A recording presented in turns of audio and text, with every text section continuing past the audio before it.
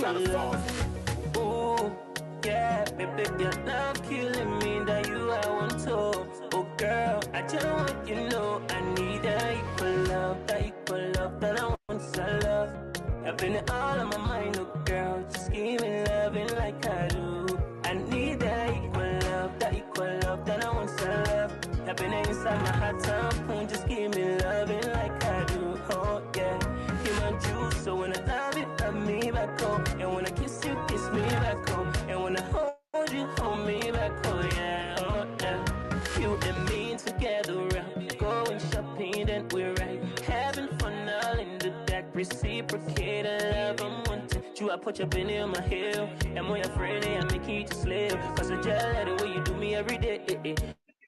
Baby, don't play fun if you not no love. Cause everybody looking for equal love. Nobody won't be gonna only me like you. Certify love and understanding. 50-50, nobody need that equal love, that I want some love. You've been all on my mind, oh girl. Just give me loving like I do. I need that equal love, that I want some love. You've been inside my hot tampon. Just give me loving like I do. Oh yeah. If I give you my love, you may give your love too. If I give you my heart, you may give your heart too. Stop the drum, my love is made for two. I will sweep the ground, make way for me and you on a happy day. I'ma don't cry cause I'm sticking here. I will buy what you want. And I'm stingy. Eat a grill all day, give me BJ. Let me know what you want. Baby, tell me what you want. Tell me, I want to be where I want. Only you and your want. You don't take it for fun. I need that equal love, that I want some love. I've been all on my mind, oh girl. Just give me loving like I do. I need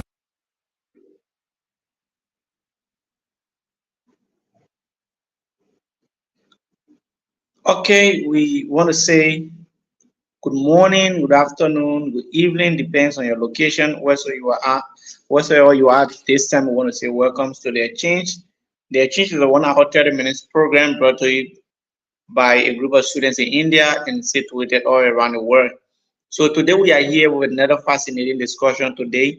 That is, we are here to analyze the elections result and also what are the expectations of Liberians for the newly elected governments. So we are here. On that note, we brought a lot of guests tonight to discuss the issues, to analyze from their own perspective what they think and what is the next trajectory for Liberia. So we want to say welcome to the exchange. As usual, we will turn over to our set of panelists on today's edition of the show to introduce themselves, and then we can get our guests to introduce themselves as well. Then we can jump into the discussion. So as we await other panelists to join, I'm going to start with Ligon. Ligon, let me hear you from the chief. Okay, thank you ever so much. Let me say good evening, good morning, good afternoon to wherever you are watching us from. Uh, it's my heartfelt greetings to you all. My name is Daniel Lincoln, a student of the Chatham DW University in India, Telangana State. Particularly a student of microbiology, biotechnology, and chemistry. And it's a pleasure that I'm here today to discuss a topic relating to our just ended elections and how we see Liberia in the next 3 years from now. So it's a pleasure. Let me greet my team leader, Manala, and friend Hezekiah Tabet, though he will do his introduction, but I want to give him the courtesy and all other panelists on the show. And a big greetings to my own honorable back home, Honorable Sterling S. Dennis. Let me say good evening to you, or good morning, good afternoon to you. Thank you. Thank you. That was the voice of one of our panelists today. And now we're going to turn over to Hesify. From Hesify, we're going to take Harris. From Harris, then we take Con Manipulate Comment. So Hesify, let's listen to you. All right.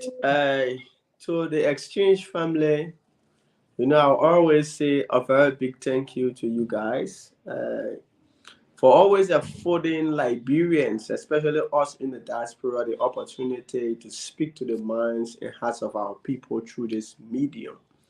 I want to say thank you very much for bringing us here. And like I always told people, Liberia remains our only a denominator, like in the words of Abraham Darius Dillon, the senator, he said Liberia is the only country we cannot be deported from. So, in my mind, I believe we owe everything to the progress of Liberia.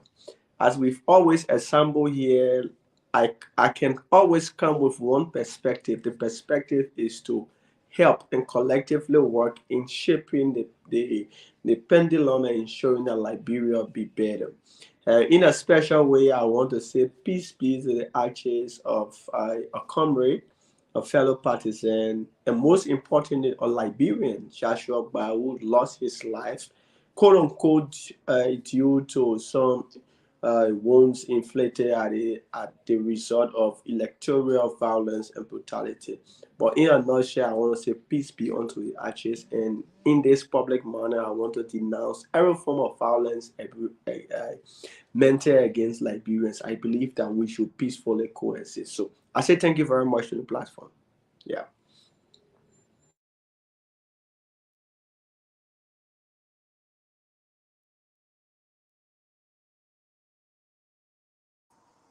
Okay, so okay,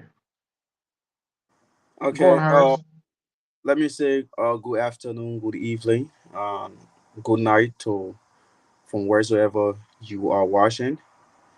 And let me also take this time to say thanks to the exchange for bringing each and every one of us on this great platform. And I want to say hi to each and every one of the panelists. Uh, Thanks for having me. I'm Harris Mbolo, a student residing within China, uh, mastering international finance, and I'm actually from the Harbin GO University. I'm so glad to be on this platform for us to have a lengthy discussion on the expectations of Liberians from the new government that was just elected. So yeah, we are here to learn. We are here to give our point of view on mostly what the citizens of Liberia are expecting from the Joseph Nima Boaga and Jeremiah Kun government. So yeah, I will be open up to spread uh my message out there, and so people can be able to hear, and we wish that the government also could be able to hear some of this suggestion from these great students overseas. So yeah, so that's it. I'm here. Yeah, thank you. Thank you. Let me also say good evening to everyone just joining us and everyone watching us. My name is Paul Mebolo Kuman. I am a student at Chandigarh University. I study animation, visual effects, and gaming. I am prospective fourth semester student right now because I just completed my exam. And I would like to say the student former vice president of the Association of Liberian Students in India. I am also happy to be on this platform this evening to share my thoughts about what Liberians should expect for the next 6 years going forward. Should they expect much from the government? That's the question I'm going to be addressing tonight and also giving my opinion. And I know other panelists are well poised to share what they think. As a matter of fact, all of us are going to be giving our opinion. So no one's opinions is considered most higher than their friend or most accurate. But we'll all be pushing logic about the fight and why we think that expectations should be managed or it shouldn't be managed or people should expect much or little. But I think it's a very fascinating discussion. And I, like Harry said, I hope um, those at the helm of power can listen to some of these opinions coming from us. After all, they've got their own plans, but our opinion sometimes matters, and it helps, even if they're not listening, but it also helps to enlighten those who are on the ground, those who are there, or who should be having expectations to also prepare themselves going forward. So I'm super excited to be here with great men to share my thoughts. Before I end, I also like to wish my deepest sympathy to our colleagues from Zimbabwe who are here. If you guys are, aren't aware, one Zimbabwean student died yesterday, no, day before yesterday, and we had a memorial service for him today. It was a very sad moment. Someone who was just about to return to his country on Friday, and he died on Thursday. It was really sad, very sad moment we had to attend today. And we attended in the spirit of unity that anything happens to any African here, it affects all of us. And that's the kind of pain we all carry. So I'd like to extend again my DBS condolences to our colleagues from Zimbabwe. He's a student of PCTE and also the students there. Thank you. Okay, thank you. I think some of our guests and panelists just came, so we just continue our guests. Let's listen to Bob James Tobin Flomo for his intro. Then we take Adam, and then we can proceed from there for tonight discussion.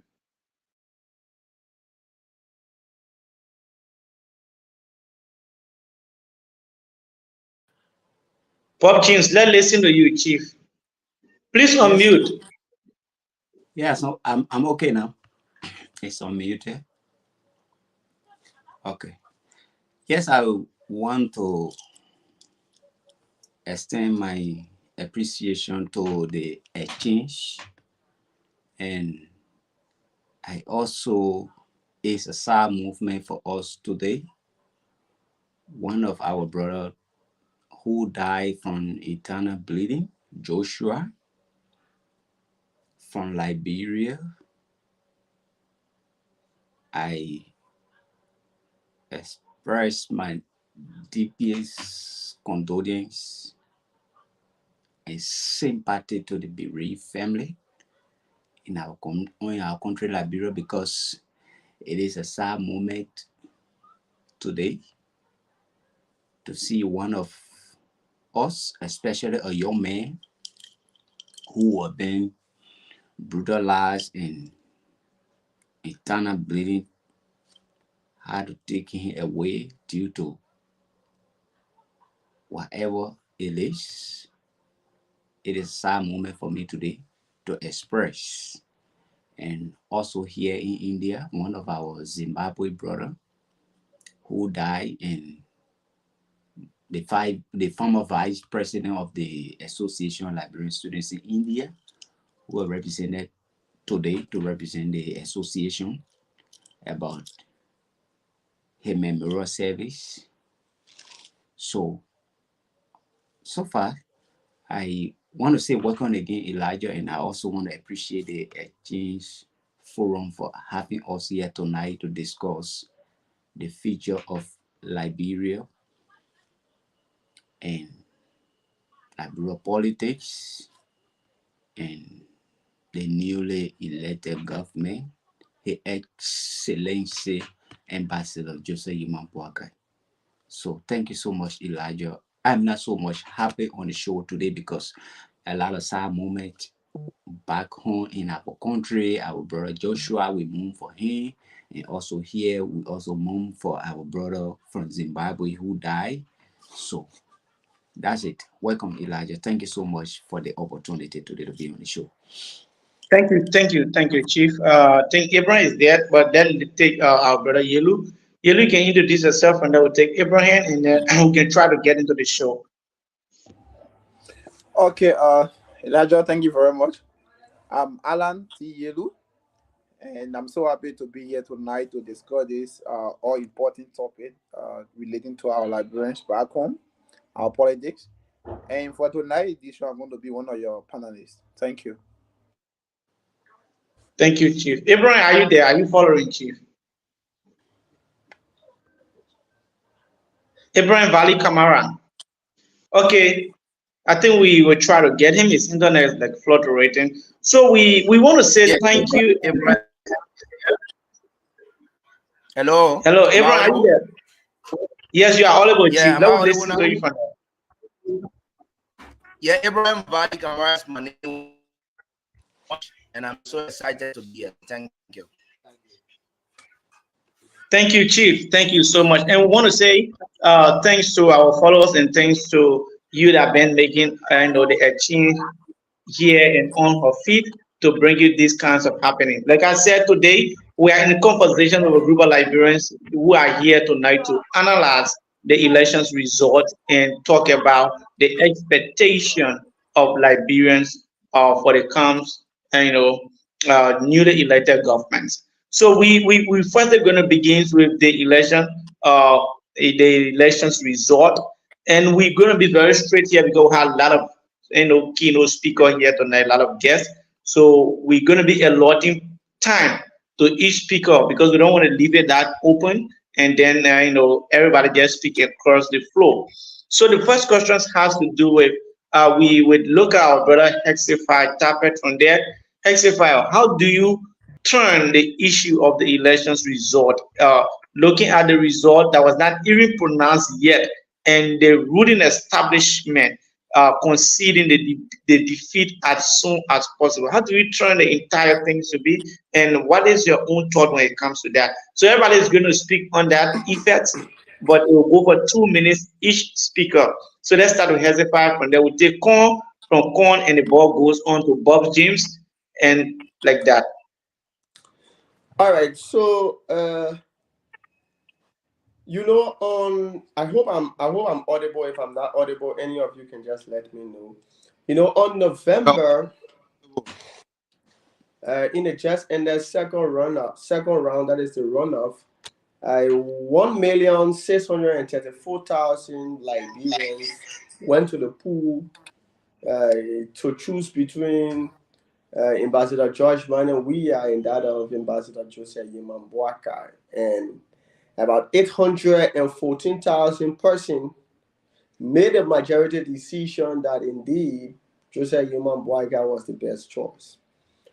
In a very early stage, before the official results of the Elections Commission was announced, the standard bearer of the Democratic Coalition of Democratic Change, President George Manuel Weah, took to the public media and considered defeat and congratulated Ambassador Joseph Yeman Boakai.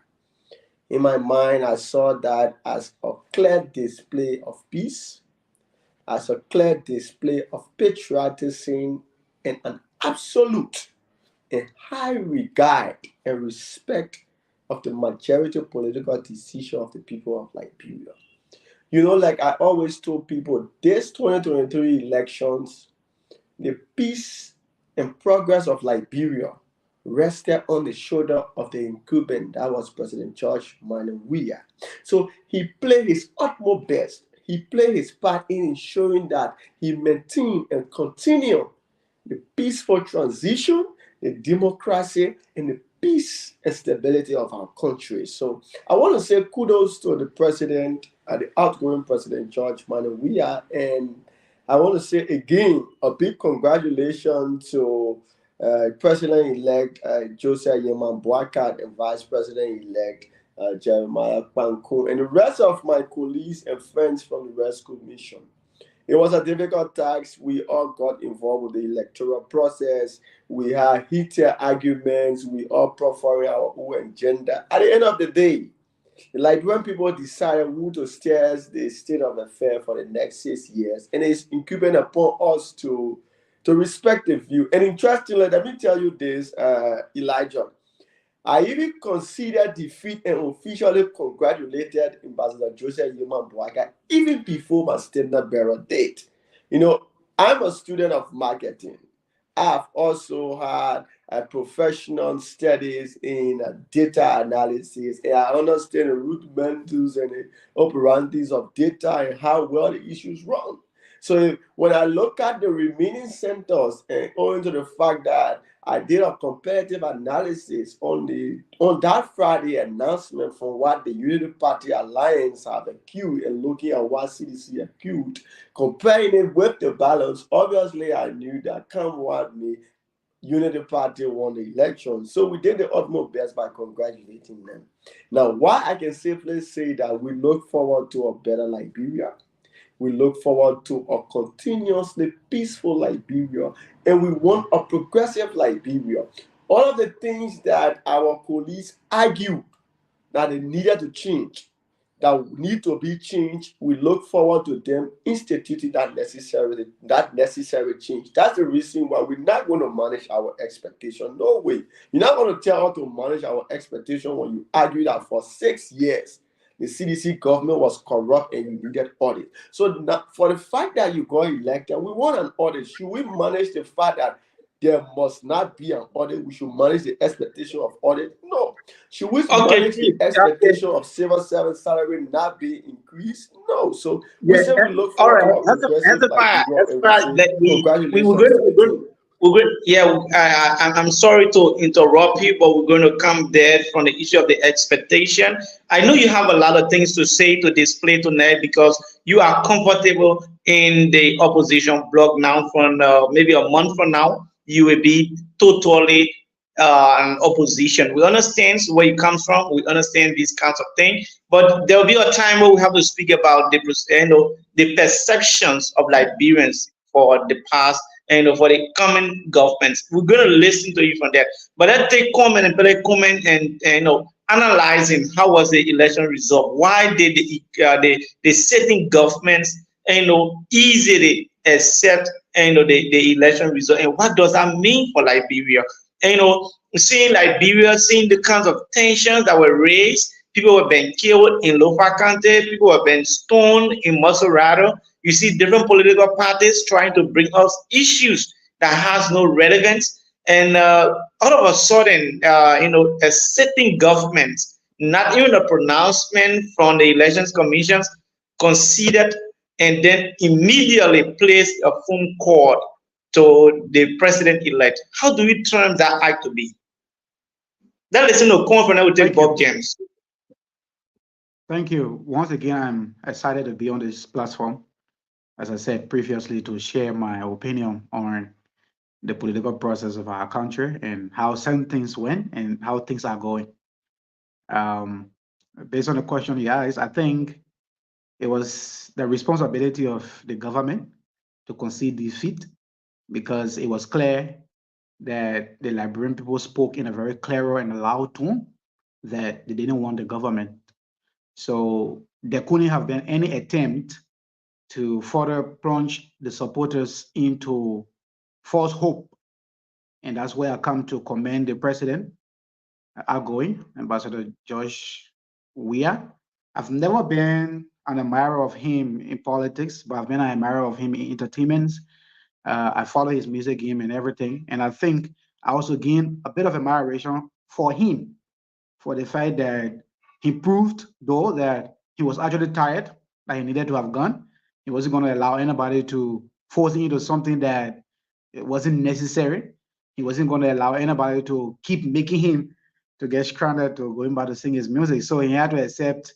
And once he has accepted, nothing else could come out of that. You know, um, as per the result, people usually say that it is hard to unseat a sitting government, and that's the wrong notion that Liberia has corrected, and that Ambassador George Weah made the African continent to note or to set that record as a very straight record. Because, trust me, I was in the opposition.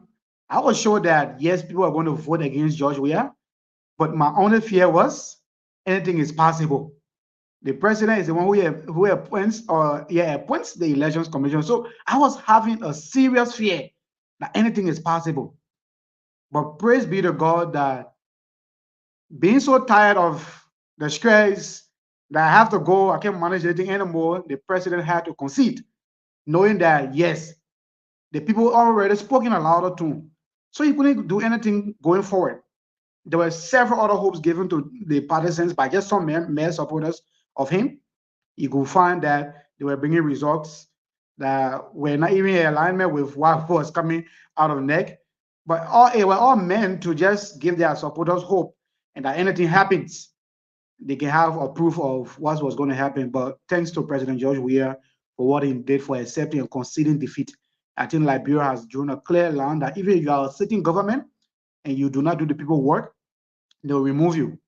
George Weah got kicked out because Liberian people felt that he wasn't doing their work properly. He could have been a very better president, as some people may say who have interacted with him personally. But what about other people who are in his government and working and doing other things? So those people could have been a factor for his removal. It's not like he's a very bad president or he don't have the heart to make a Liberia a changed country. But those who are implementing the task, were they up to the task or were they doing it in the favor of the country? So the people compile all of them. They say when you go, your people will follow you. So that's what happened, and he had to accept because he didn't want problem. And thanks to him.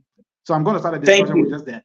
Thank you. Thank you. If you go, your people will follow you. That was common in the comment saying that if you go, let your people follow. And he also say, as you listen to him, that job we are conceive as soon as possible because he already tired. He feel that the job was the workload was that much heavy. I don't know. Apparently, Hesifa will want to speak with that or speak to that later. But let's get the view of other panelists when it comes to that. Bob James, are you following? If not, then we take Harris Bogolo Jr.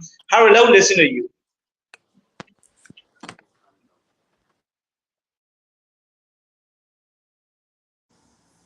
Am I the one? Yes, sure. Okay. Again, let me say thanks to each and every one of you on this platform. Yeah. First of all, let me say congratulations, a very big congratulations to the Liberian people. They are spoken in a very loud voice, where the international community have actually seen, not only the international community, but everyone within West Africa, around the world, have seen. Now, there's this speculations about uh, African presidents uh, being voted or being maintain their seat more than two times. So now at least Liberian people have uh, s- put a clear indication out there to the world that if you don't perform as a government, definitely you can be removed. And it's a pity that some of our African countries around here haven't learned from it. Like a lot of things have happened, and yet instead you see the same old president coming back to rule. And secondly, let me say a very big congratulations to President George Manenwia. I've never loved him, uh, based upon so many reasons personal to me, but because of what he did, definitely it got me to understand that yes, indeed, he's a man of peace. Uh, George Weah, uh, George Weah did not listen to his followers, most of the key followers, or let's say most of his key cabinet ministers or people who were around him, and he looked at things on a very very clear picture, bigger picture, that it's not about him and them, it's about Liberia. So not conceding could be a problem. So in a much he took on that mantle of authority by conceding even before the election commission did. I'm very very very proud of him for that, and he have actually make me to admire him a little bit. Yeah.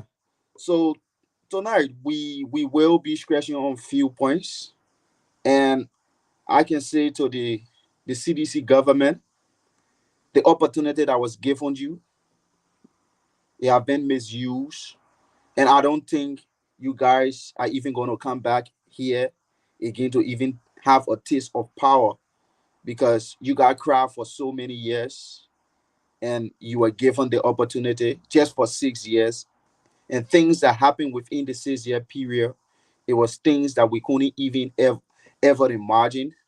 People who didn't have houses, cars, but within a split second, they own a lot of properties around here.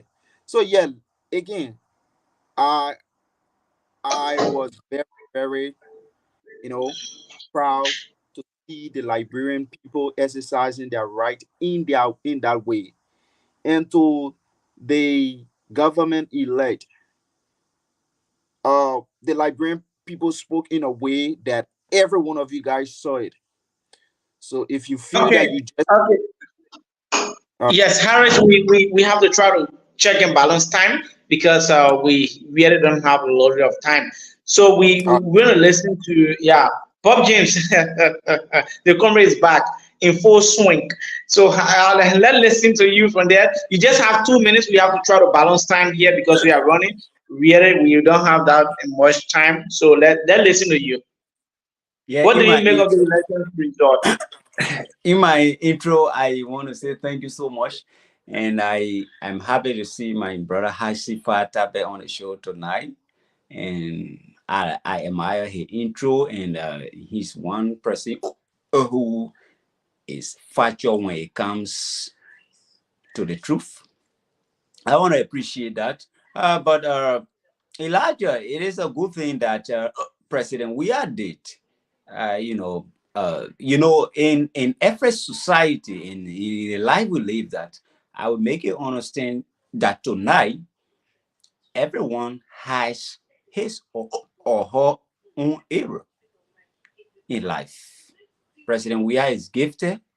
He has the gift of God, and we must appreciate him for that.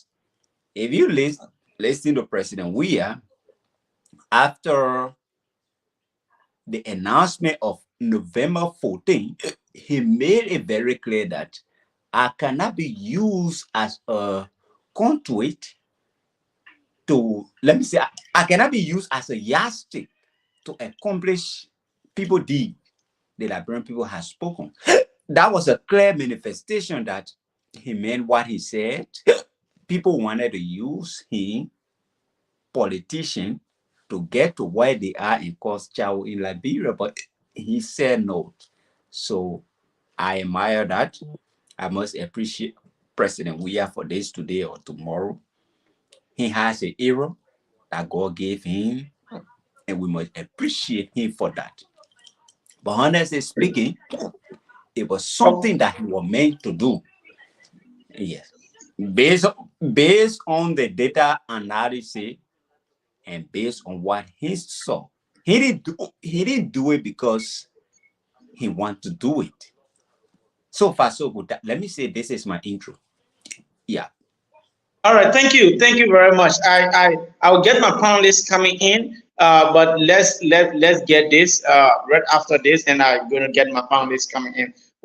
I think you listen to them whatsoever you are watching this time. I want to say welcome and welcome to the change. This is a change. Today we are in conversations with our group of Liberians who are primarily giving their own analysis on the elections result, and quickly we are going to dive into the issues of the expectations. We're going to start with issues of Uh, from the ruling establishment. Yeah. uh, 1 minute. I think you didn't. I didn't come up with my own point of view when it comes to the issue of how do we see the election or the just in the election. So, Okay. I, Sorry, Chief. Just 2 minutes, please. 2 minutes. okay. Again, I'm say thank you to all for watching. Those who following, thank you for following us. My name is Daniel Cosfavor Lincoln, a student of Chantana DW University in India. So let me congratulate the Liberian people for the manner in which they organized themselves in the just ended October 10 general and presidential election, and that of October 14 runoff election, which is second round in our Liberian saying. So again, let me congratulate the president of Liberia. Though it's not the first time I'm saying people is like saying, though I'm a follower and a believer, but it is not the first time. As we can recall, back 2017, right after the runoff, which is the second round, then the vice president of the Republic of Liberia, His Excellency, President-elect currently, Joseph Yumon Boaga, consider defeat. I think 2 days after or 1 day after the election, right? So, though President we have exercised another form of high level of democracy, but we should all know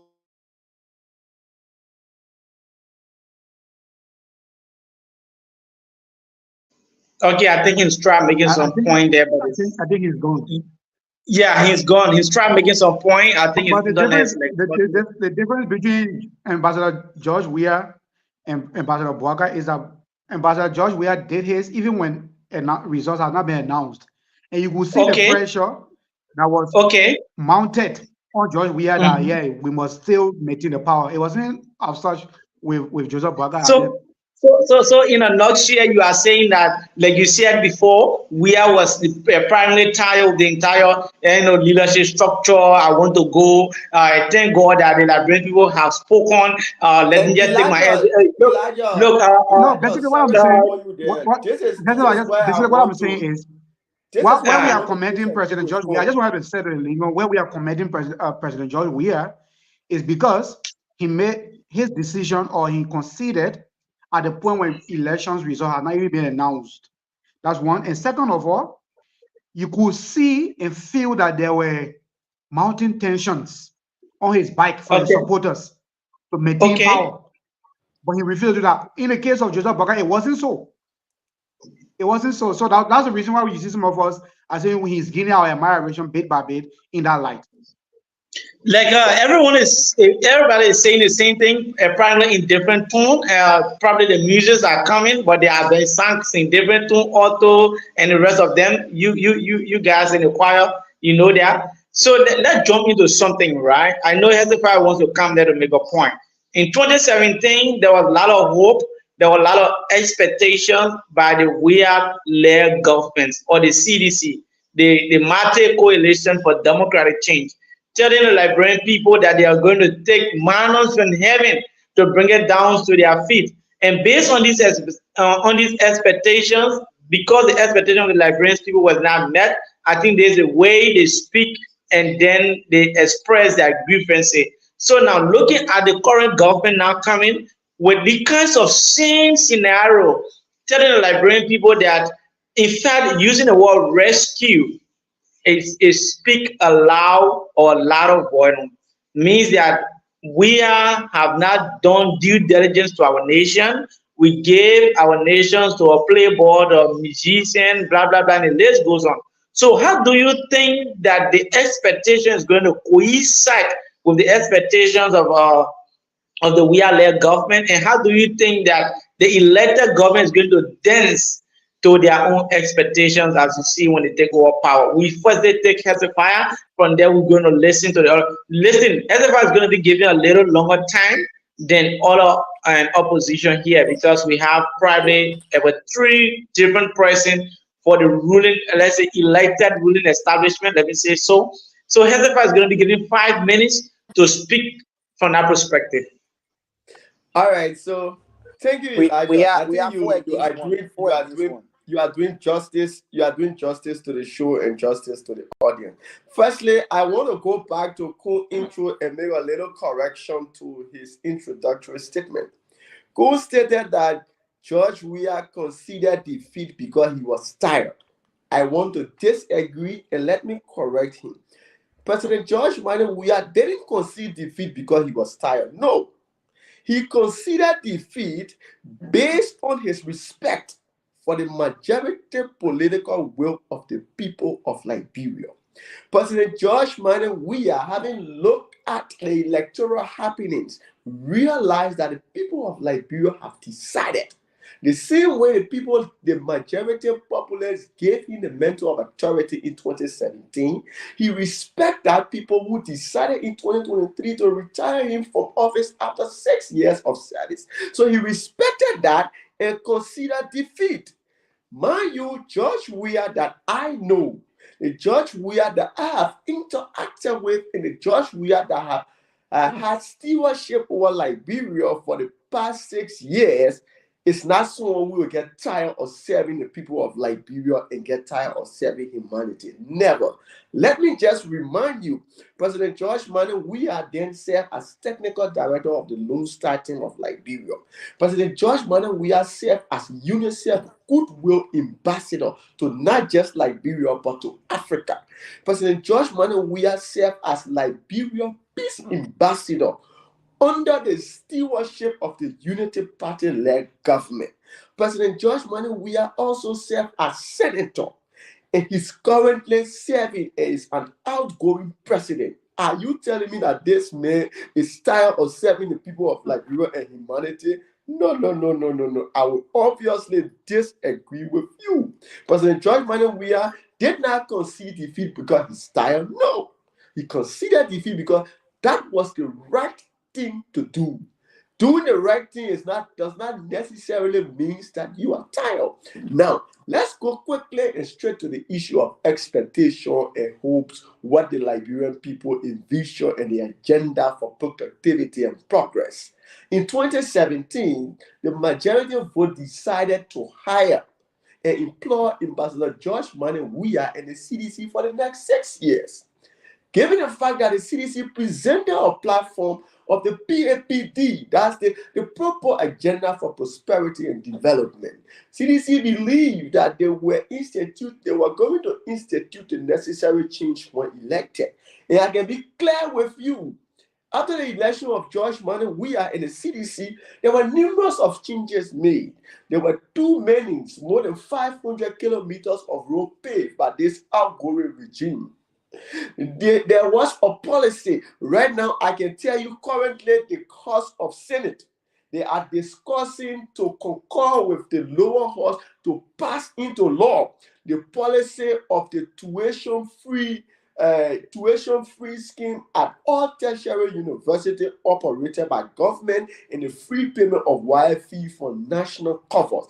That was a policy introduced by President George Manuel Weah. So the House of Representatives have passed on that bill, and the House of Senate are discussing to concur with that bill. If that happened in the coming days, that will be a legacy of President George Manuel Weah, because in time past, it was just something that was done from the office of the president. But now, George Manuel Weah wants this to be instituted. That means after his tenure, whether president to come, that is a law.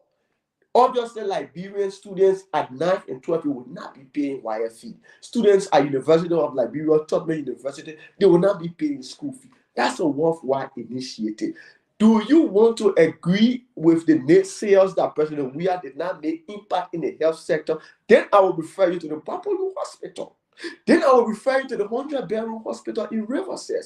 Then I will refer you to my own town, Fishtown, in Riverview County, where the new trauma unit of the Fishtown Hospital was dedicated and is being operated under this regime. Should I refer you to the new dialysis unit of the JFK Medical Center? Yes, that is an establishment and initiative of President George Manuel Weah. Will you say that the president did not do anything? No. To some extent, some of the expectations of the people of Liberia were met. Now, the argument is that majority of the voters in the November 14 argued and made a decision that he did not live up to all of their expectations. Some of their expectation is the fact that there must be a robust and forensic audit. We agree to that. Some of the expectation is that we should be having political prisoners. We agree to that. Some of the expectation is the fact that the president and the government, the executive branch, should crack down on free speech. To some extent, quote unquote, we agree to that. So is this government telling us that we must manage our expectation, that even though the people have elected them based on these expectations, but we should manage the fact that they're not going to honor the previous regime? I didn't want us to manage the fact that they will not crack down on people. I didn't want us to manage the fact that they will not increase civil servant salary, even though President George Manuel Weah incurred a very high wage bill. But he did not downsize people like the Unity Party regime. He maintained the wage bill he incurred and then what we call harmonization, so as to incorporate additional Liberians. That's the reason why in 2019 our wage bills went very high, in the International Monetary Fund and the World Bank wrote the finance ministry and told them that, look, the wage bill is high, we need to manage the process. So is this government telling us that we must manage our expectations? So we want to draw a line. We need to draw a line of dichotomy. What are you coming to work to the people's expectation, or you coming appeal to the people to live or to manage the expectation? So I don't know where the Unity Party stands, but like I always say, we believe in a better Liberia. We're going to keep their feet to the fire, and we're going to work collectively to ensure that the progress of Liberia is met.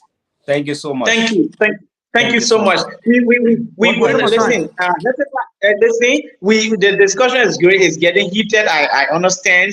You guys are geared to take on the debate, to take on the arguments. We understand that. But as if I took 5 minutes, you guys are going to be allotted at least 2 minutes per speaker.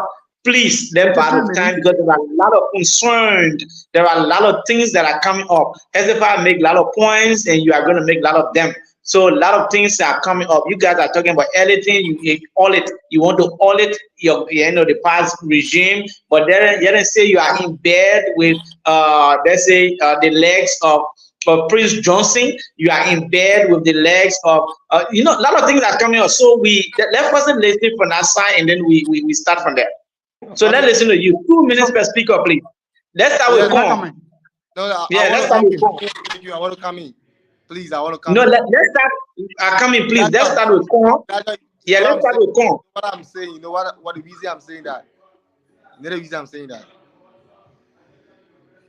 So if you say so, you are the moderator. So I think Kung can go ahead. Yeah, let's start with Con. Con, let's This is listen to thing is you. Make use of this is the two thing is minutes, this chief. thing. Let me say thing.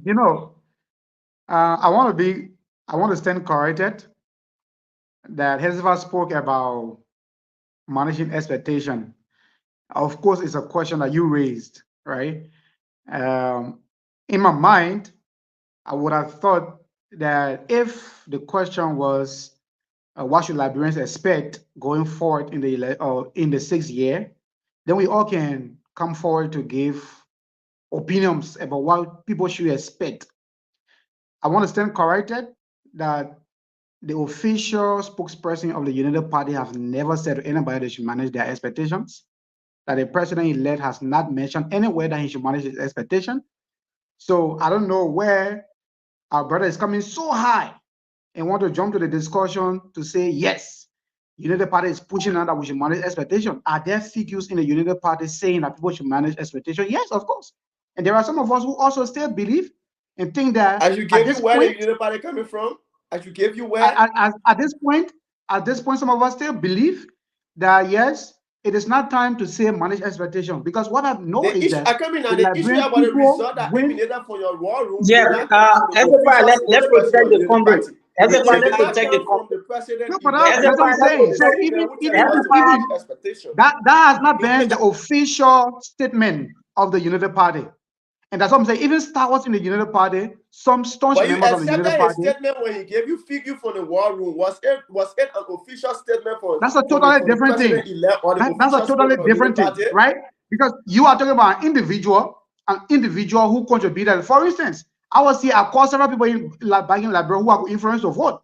They voted. It's not just So an ordinary individual, it's an a statement, individual who is if I come make with a a statement, can you quality align with of the the United Party? workings of the No. unit party. But Let me Elijah, from conclude. the last SFI, Let me conclude. You hello, have 5 minutes, bro. to Don't be eat my given 2 minutes. Con. Yes. Let me eat Hey, my 2 minutes. comrade, You got 5 minutes. yeah. SFI, please, that you spoke lengthily or probably Yeah, the if I five got five, minutes. you didn't give my 2 minutes. Yeah, let allow him, just check down your points and make the necessary correction when the time be. So please, can you have about 1 minute? Let's listen to you. I think 1.5 minutes. So I think our comrade is jumping the discussion. I would like to term it as something that we already like what one of their staunch supporters, Akaros Gray, is doing right now. And that's the point at which if anybody should say manage your expectation, they should be speaking from.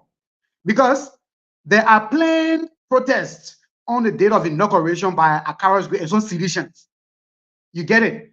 So why are they going to protest when the government has not even taken any action? So the CBC is bringing themselves to go to the 6 years in the sense that, okay, say you all did it to us, we'll do the same to you. Okay, say it was a letter that you didn't give us time to work, we'll do the same to you. Okay, the president-elect promised the Liberian people that he was going to be clear about corruption, he was going to audit. You get it? He was going to audit. Has he spoken if he's going to audit anybody on that? He has not. And that's why I was saying that whatever statement that is being emanating from any individual, I would like to term it that way, it's not the official spokesperson of the United Party. It's not the official voice of the United Party. So there's nothing about saying manage expectation because there are mixed views about that even amongst us. Anybody can make a statement. But when anybody even want to bring the argument about managing your expectations, is such that because the citizens thought that they have left from power, is at the very day of Joseph Boakai inauguration, things going to change. That the very first day of Joseph Boakai inauguration, or immediately after he resuming, he being pronounced as a winner, that Liberia is going to get smooth as it was before. No.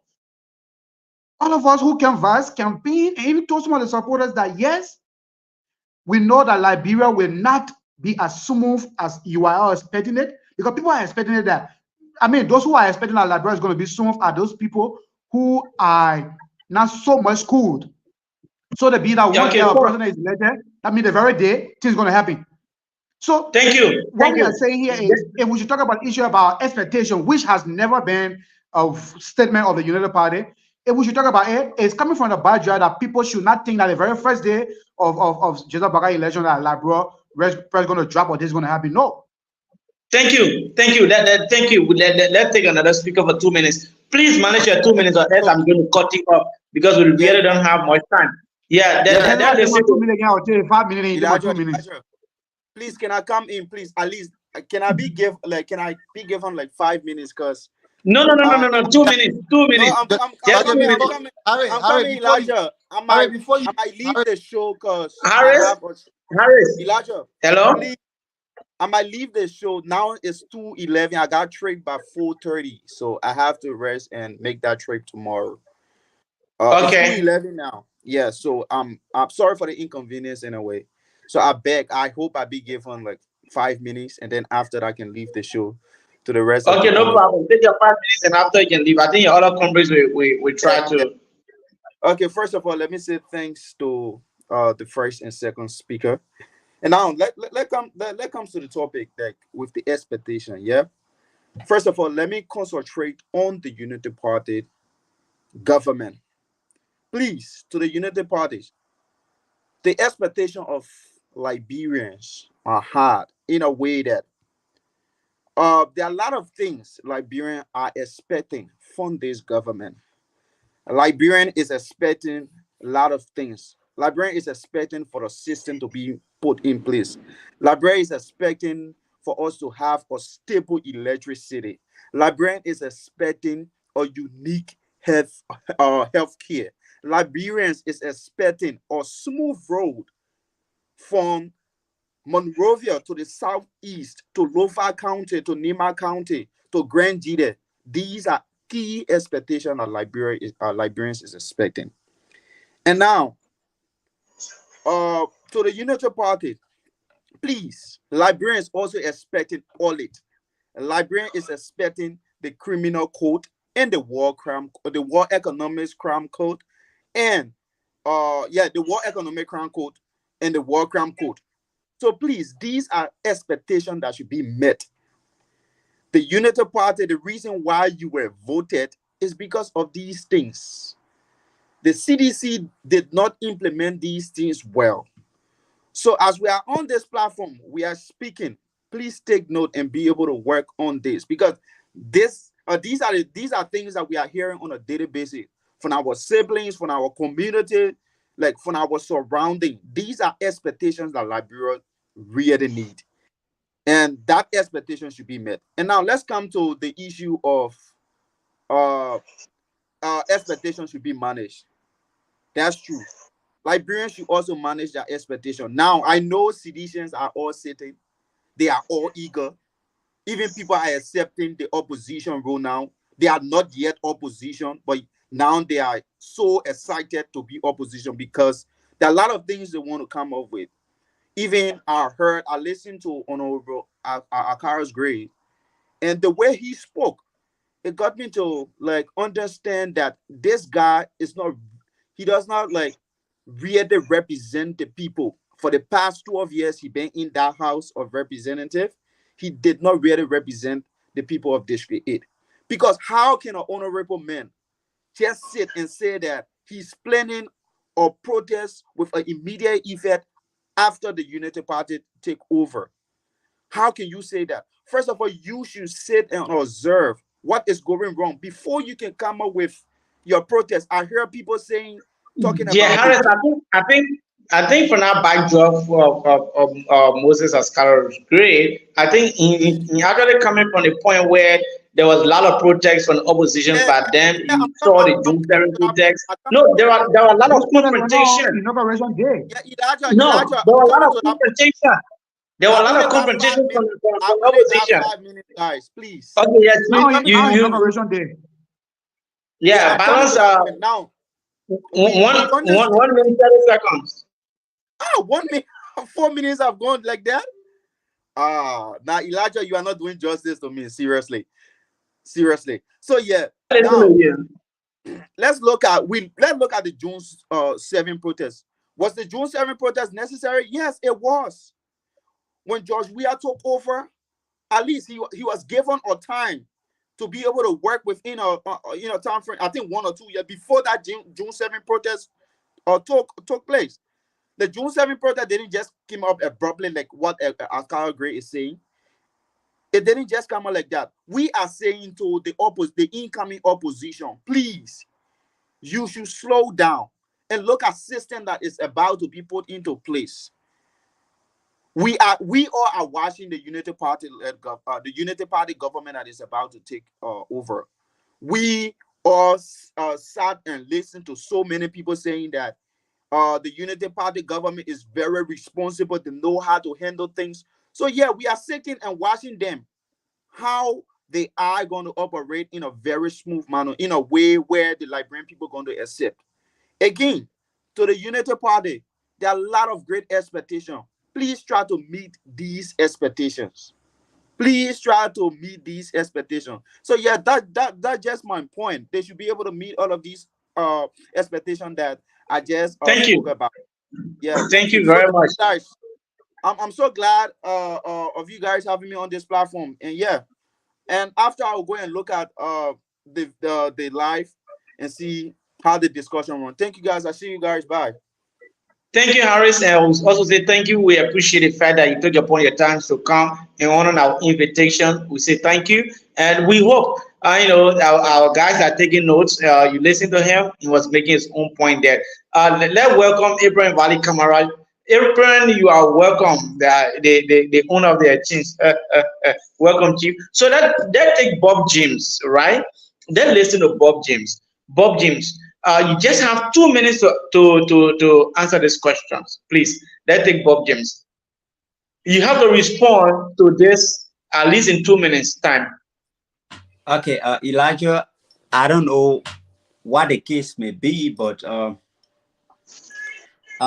let me first establish the fact that Liberia is a very small state by population, by size, and everything. Now, let me just agree to the fact of managing expectation. We are not deviating from the fact that His Excellency Joseph Yuman Bwaka is going to deliver this nation for young people like Hasifa Tape, like people like the Hello, Bob James. Tamara, and Hello, Bob James. One everyone. minute. Let me checkmate something. Let me checkmate something. 1 minute. I did not ask for managing expectation. The questions were, what will be or what are the expectations of the Liberians for the newly elected government? Hezekiah Tapes was saying they will not manage their expectation because for the past 6 years, when you guys were in opposition, there were a lot of riots, there were a lot of protests, and the rest of them. So I don't want you to turn the coins around where you are saying people should manage their expectation. What is the expectation of the Liberians for this Okay. identical newly elected government? Sorry, I didn't get the question well. So, Elijah, I want to be very bold to tell you the fact that His Excellency President Joseph Yuma Boakai is working on a lot of things. As we speak, the president arrived this morning to the John F. Kennedy Airport in the United States of America. He arrived there for so many meetings that is ongoing, and it will begin hopefully Monday. The president has on mind in 100 days of deliberation to firstly tackle the role in the Southeast that Kwame Nkrumah was president of the Republic of Liberia, and he hailed from Grand Crew, but he could not pave the road there. Just like Imam Baga is saying, his first 100 days, there will be a groundbreaking ceremony and speedy pavement of road in the southeast. President Joseph Yuma Boga is saying, and he kept saying in every interview that he do, he will do a comprehensive audit. People will refer to as witch hunt. Audit is definitely not me a witch hunt. I'm from the business department. I'm a student of finance. Audit just definitely has to do with where the country, how far President we have took this country to know our country GDP, the domestic debt, and where we should pick this country from. These are things that should be done, right? It's not a witch hunt. And the president is saying he will bring job creation for young people. How are you going to do this thing? By bringing investors into the country to make the economy of the country to be attractive. Because people contradicted themselves. When people got into power, they said 66 bourgeois Bukos contract agreement was signed, consensual agreement was signed. But then these same people, the Bukos consensual agreement that was signed, they are the same consensual company that still existed in the country over the past 6 years. They contributed immensely to the revenue generation of your country. Then you refer to Abugos. But then you had the gavel of authority. You didn't review this thing. We call it contradicting your very self. If I not even knowing the middle of a running of a government. Tired to say, people referring to themselves as finance minister, but they don't even know what are they doing. James Tomuflomo saying that this is a Buko agreement. James Tomuflomo is a president.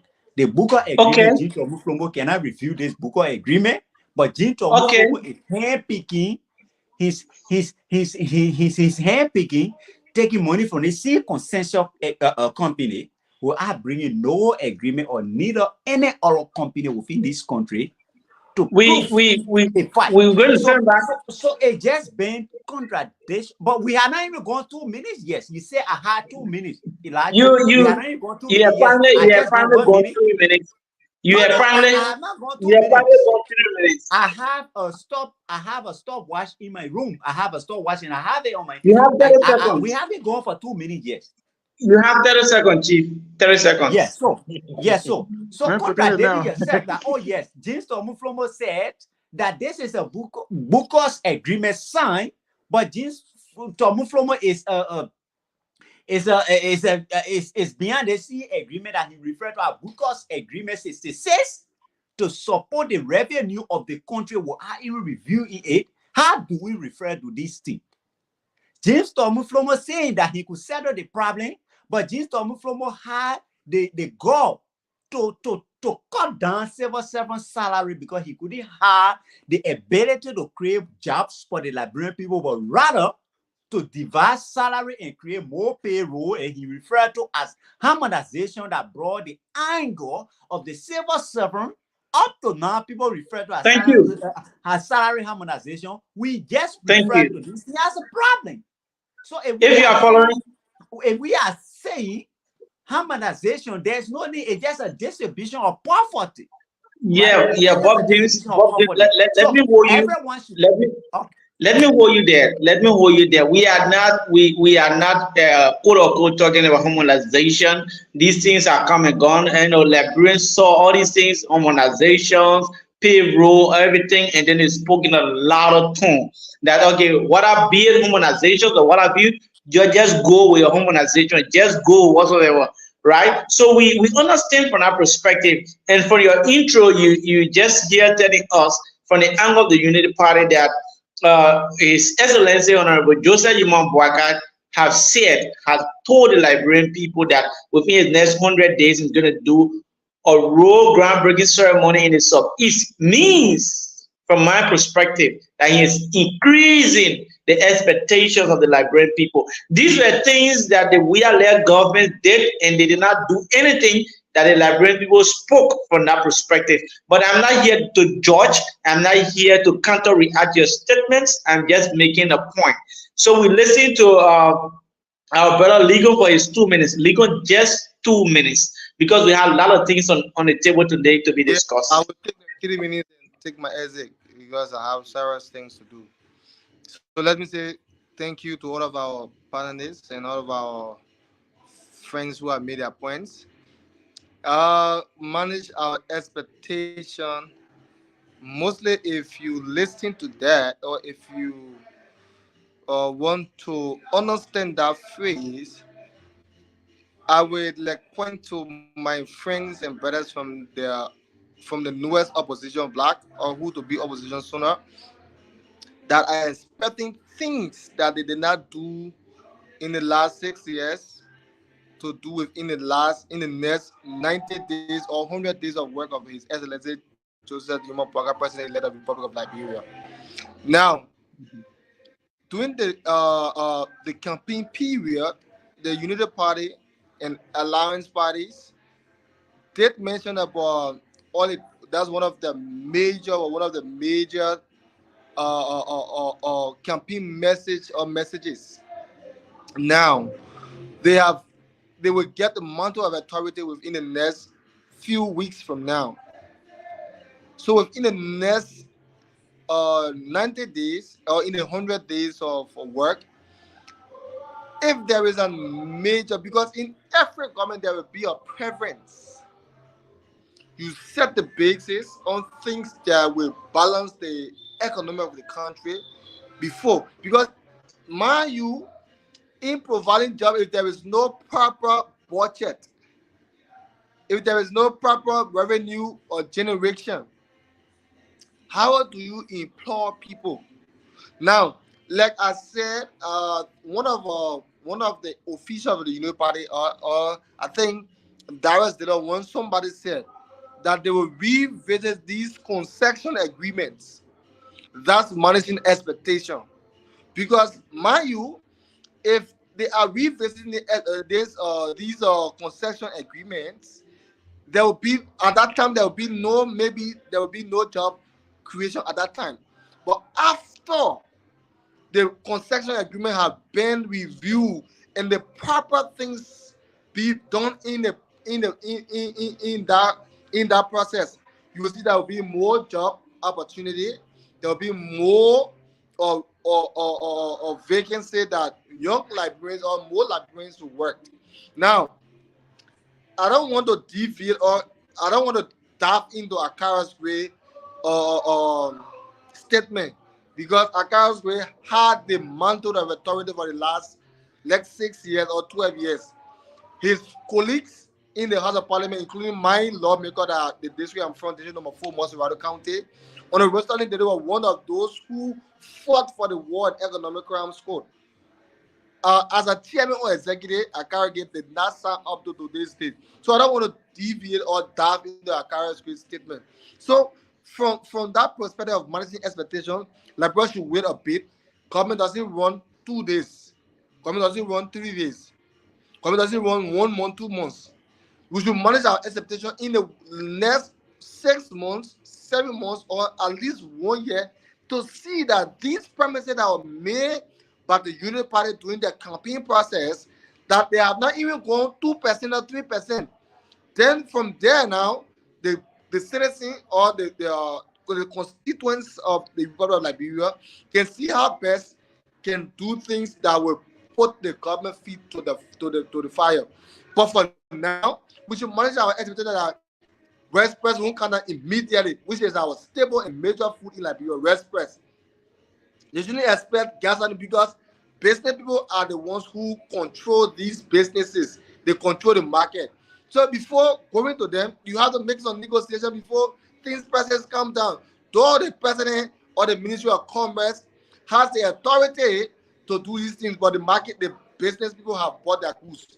Their goods are into their various area, and it needs to go. So how do you expect this man to lose his business. So in the next 6 months to 1 year, the Liberians should manage the expectation, look at, Okay. observe, make the government to know that, put the government to their feet and see how well. Because for me, I believe as they not support the Unity Party because I wanted to support them. I believe in those who were supporting them, the leg of Darius Delon, Prince Kamimwe, Yombri Kanga Lawrence, and the rest of the folks who believe in accountability, who believe in straightforward, who believe in the rules of law. So for my Thank you. aspect, Thank you. how I look at the aspect of managing expectation. So thank you guys. Thank you. Please, I have to take my leave. I'm facing some problems, so I will have to take my leave, please. Thank you, and Thank you. maybe Thank you. Thank you so much. That was the voice of Darius, our brother Daniel Ligon. I'll see you guys.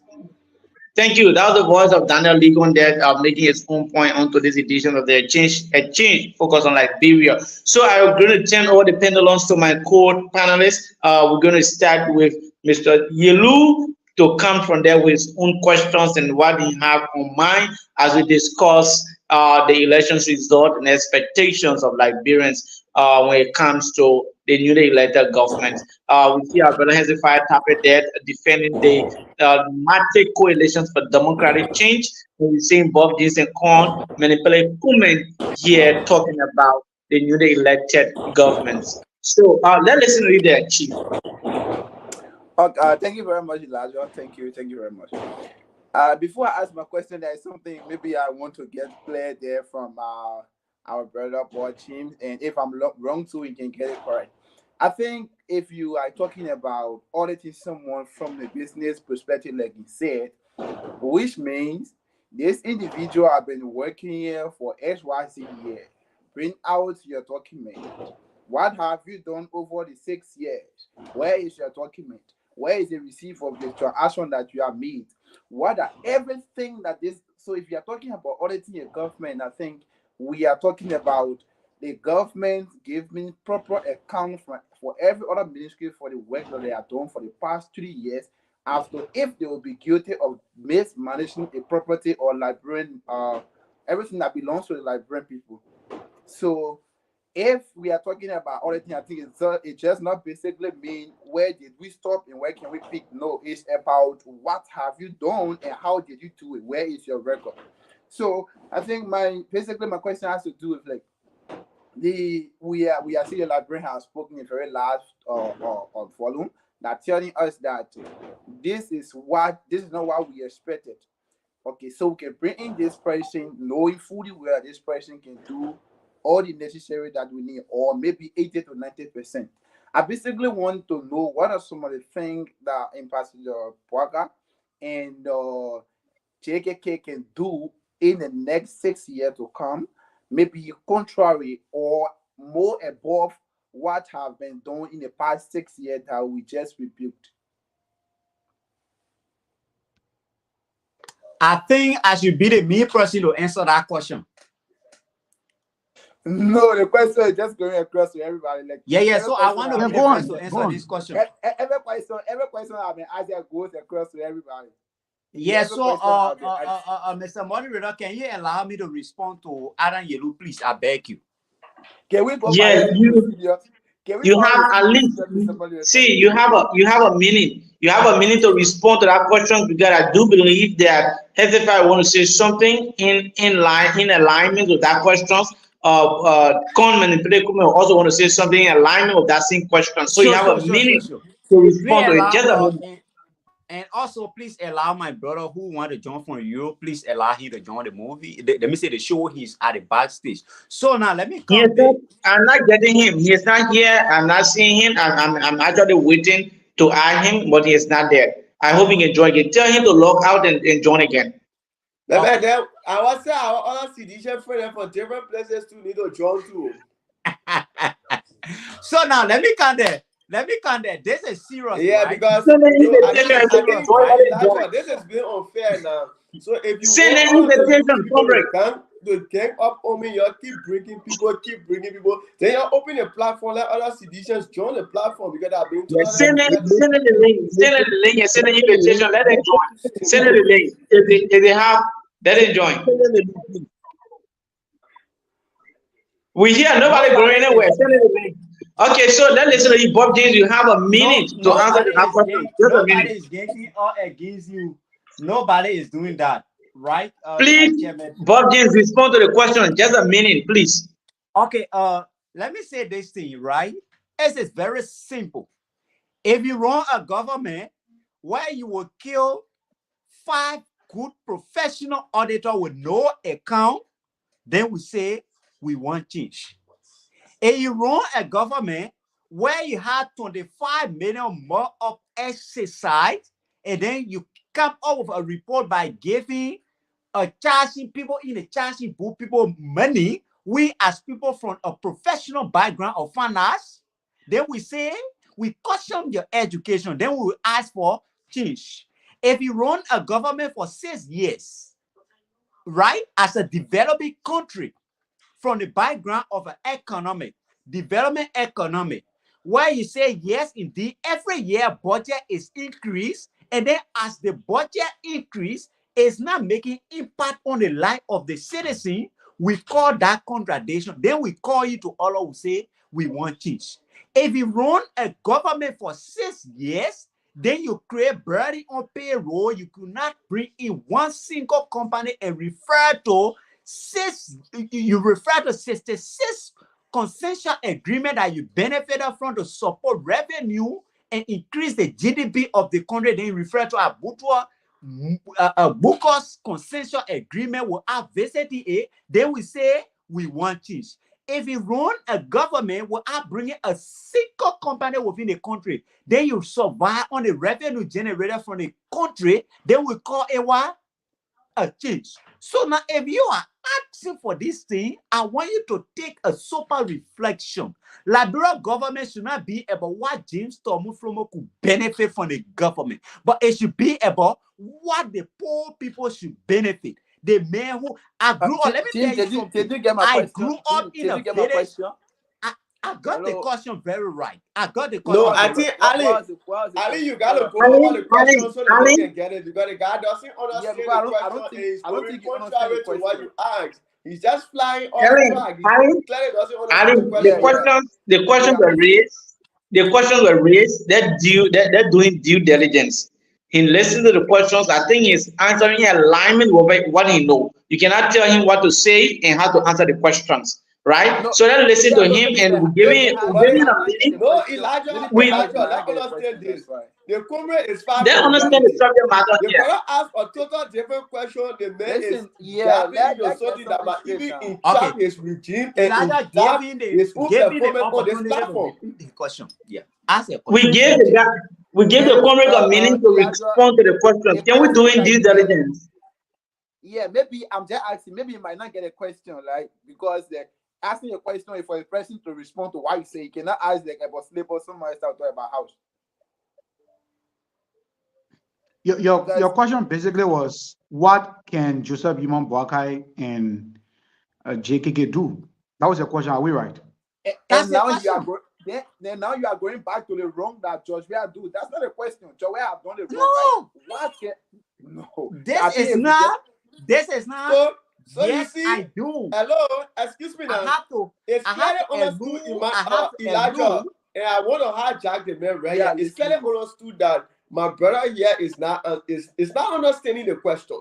The question was, what can JMB and JKK do? And then you tell me, what the unit, what the CDC do in killing auditors, creating body on payroll. What can you people do to change the perspective? Just give me the opportunity to speak. No, but Ali Yellow and Hezekiah, you will not. Ali Yellow, the question this is an open discussion, right? So you ask the question. Usually people give basics. People give basis of what they want to answer. I guess the comment was on the path of laying basis. No, I just thought I didn't hear the question. We should protect the comment. He wasn't wrong. Hello. Lay basis. Hello. Let's have some order on this show. Please moderate Let your us show our and give me and protect me to speak. let Elijah, let please us moderate our your show. Yellow, the questions were asked what JMB and JKA can do to deliver the Liberian people. So if the Congress is coming out and giving scenarios on what they realize, somebody please mute their mic.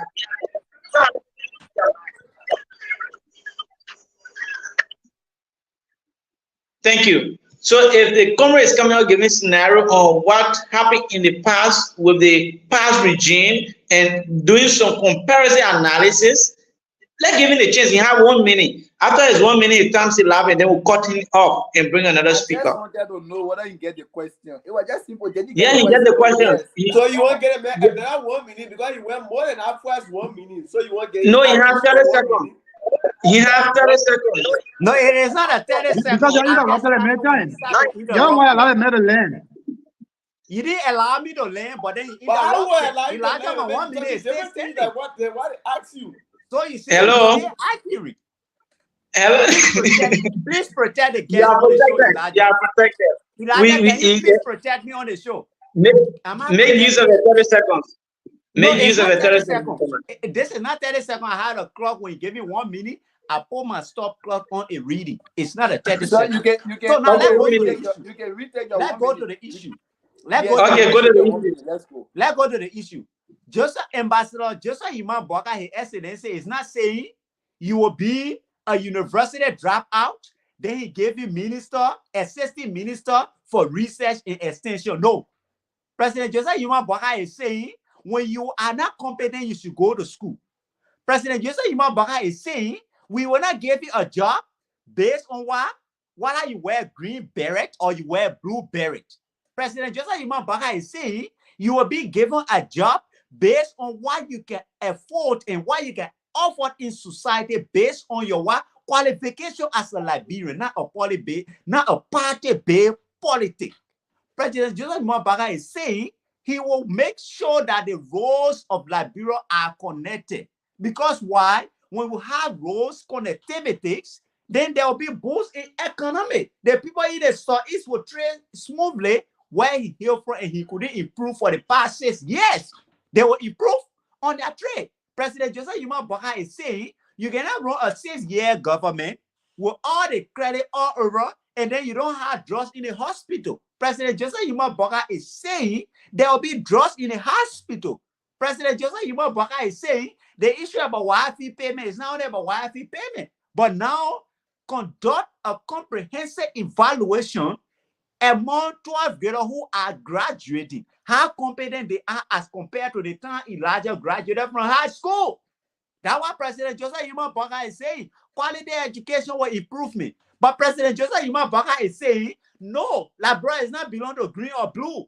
You will work based on what you can afford and provide in society. No. President Joseph Iman Boka is also saying that Liberian people should not manage their expectation. He's saying that Liberia is a country Thank you, that is comrade. rich, but it's only Thank because you. administrative problem that we had no problem. Right? Thank you. Thank you. Thank you. Resources. I think This is your what 1 minute President left. Joseph Iman Boka is saying. Why Yeah. can't you sit and give me the opportunity for the first Comrade, 100 days instead of going in the street to protest? This your is 1 what minute has President elapsed. Joseph Iman Boka is saying. Your 1 minute has elapsed. So let listen to from all angles. Hezbollah, right? Let Hezbollah talk. Yeah, let listen from the You say other Hezbollah angle. one more time. Yeah, SFI, let listen from SFI because I know you are coming in alignment with what Bob is saying. So let listen from SFI. So this is it, right? The question is what JMB and JKK can do. Obviously, you don't expect me to tell you what they can do. I'm not a fanatic of the both people. I just envision a better Liberia. I look forward to them improving and living up to the expectation of Liberians. But now I want to pinpoint some of the statements made by my colleagues in their previous expose. Now, you are talking about audit here as part of changing the perspective in Liberia. Then I will ask you, can you recall that a transitional government under the stewardship of Julie Bryan were graded by internal and international audit and financial perspective as the most corrupt government in Africa? And have you realized that when John Molu came under the stewardship of Unity Party as Auditor General, he graded the Unity Party government as 3 times as corrupt than the Judy Bryant government? Now, what became of all of the audits done by John Molu? Did the government under the stewardship of Unity Party make any stride to prosecute corrupt government officials? No.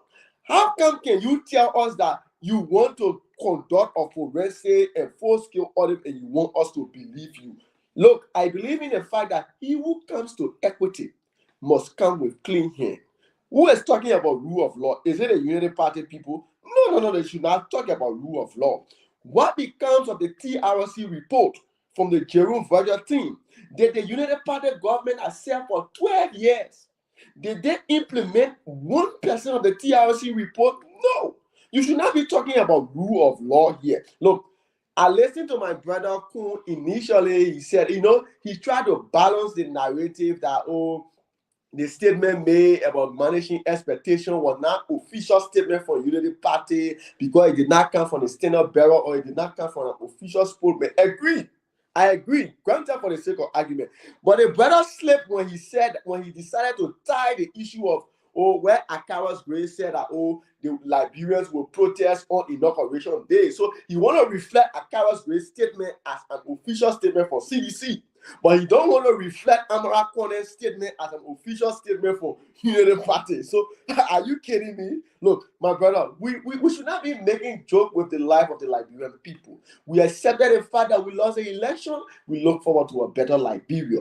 You're talking about people killing auditors here. Is there any litigation, legal report, legal indictment, legal justification to prove that the government killed auditors? No, you are making a blanket statement. You talk about the issue of creating burden on payroll. Who created burden on payroll? We know for 12 years that Unity Party led the country. You have someone who is an administrative assistant in the office of a deputy minister at finance, making more money than someone who is administrative assistant in the office of a deputy minister at transport. The CDC government came and balanced the scale. That is why they did the harmonization. It's not about where you work, but the position you occupy and the qualification you bear. This is the salary you're supposed to get. So I think the brothers should appreciate and applaud the fact that CDC instituted a system. CDC did not come to leadership and try to downsize people. CDC did not come to leadership and try to wish on people because of the fact that these people serve in government so they should leave. No. We incur a wage bill, we manage it. You're talking about revenue generation. Look, the Unity Party-led government should not be the one to speak about revenue generation. Thank you. I can't even give me chance, Elijah. You will not cut me already. This is important. 30 seconds. Regime, you have 85% of our country budget financed by international partners. Under CDC regime, you have more than 65% of the country budget financed by local revenue generation. Who has generated more revenue between the two governments? Are you kidding me? Look, my brother, like I always say, we envision a better Liberia, but we don't want the folks from the Unity Party to create mockery of the decision made by the Liberian people. That has been totally disingenuous, and we will not want to go the route of throwing shades, throwing blame, and whatever. We just envision a better Liberia, and we don't want the issue of expectation management because our expectation not going to be managed. For 12 years, they were misruled. The past 6 years, Unity Party cried that the government was mishandled, mismanaged, corruption. Thank you. Our expectations are not going to be managed. That was SFI. Your last words I pick up was your expectations will not be managed. So that listen to come manipulate comment. My quick response, this is the beauty of democracy. And as you can see, Hezekiah would have had the best of time to even stretch his wing more if this discussion was before elections. Because the decision has been made. All that thing is naming as gains of the CDC government, how they harmonize this. You can even remember Slogans from people who voted were that you hammer out my salary, I'll vote you out. People didn't buy into those things. There were several other things that happened. You get it? I think relating to the question that Alan Yelu asked about what a Joseph Boakai and a Jeremiah Pankun can do, we can say they can do a lot. That's why they were voted. And again, I maintain before even the elections, I was one person who even posted on my status that when Joseph Boakai takes over, let us not expect that the very day of inauguration, or even the first 1 more or 2 weeks, things going to be as easy as we expect. Those of us who are receiving money from back home, when we call our people, they say, oh, it's not easy, oh, let go and make them go. I also believe that even the first 5 months or 6 months, things will still be tough for my people. But what the hope we have in the United Party or Joseph Boakai is he's a man of principle. He's somebody who has proven to be trusted. He's somebody who has shown that he can bring responsibility to the presidency. You see him as responsible as he is, and that's how he will be responsible when he's talking to investors, when he's talking to people who should come and do business in the country. Joseph Boakai is on record as being one of the only vice presidents who did an entire report of his office on inventory and turned it over to the new the vice president, Madam Joel, when she was coming to office. That was accountability. This is the same man who is saying he will fight corruption. So the life people live against people, they hope and impression that yes, they can do this thing. They can do these things. I don't know Joseph Boakai from anywhere, but based on how he speaks, I see truth and honesty in him. Similarly with Abraham Darajong, like what we are saying, those people who are behind them, the kind of life they have lived, the politics that they have engaged in, how they have constructed themselves in the political space of Liberia, gives you hope that based on that proceedings, that yes, Liberia is going to a new day. And that's what we found. So I want to believe that Joseph Boakai is not going to change Liberia totally and make us start having licking milk and honey. No, but he is giving us hope. He is giving us hope and putting us back on the right trajectory. The international community will be able to recognize Liberia. He is putting us back on the right trajectory that people will see that Liberia, there's not too much of a drug trafficking anymore. Joseph Boakai, based on his responsibility, is going to give Liberian people hope that when you are qualified, you can apply for a job and get a job. That's not the kind of Liberia we had in the next 6 years or in the previous 6 years. Joseph Boakai is making Liberia to feel like, yes, living from India, once you can present a credential and act upon what you know, you can be employed and work. That's the kind of spirit we voted for. And he has proven that through his life. He has proven not to be a greedy person who is going to enrich himself. As a matter of fact, the man, I'm not sure he even has any other girlfriend anywhere, unless for other people. They will travel and go to other countries because of girlfriend. Joseph Boakai is never going to live such life. So you will know that this man, the money he has to use, the money he has to use. No, listen, Hezbollah protect me.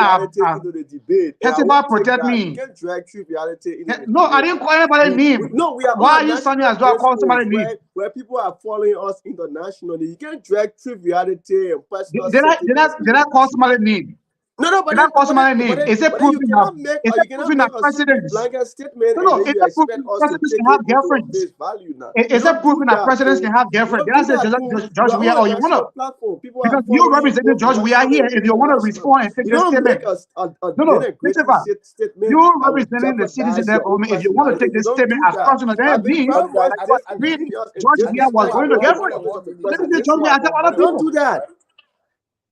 No. Listen, Hezekiah, I didn't mention Ambassador George Weah name, but the very fact that you're coming to argue or counter this, and you want to take it as maybe responding to it in the fact that it's going to you, you have a record that is proving. So if you say Joseph, no, I'm telling you that in the previous 6 years, I'm telling you that in the previous 6 years, like you have witnessed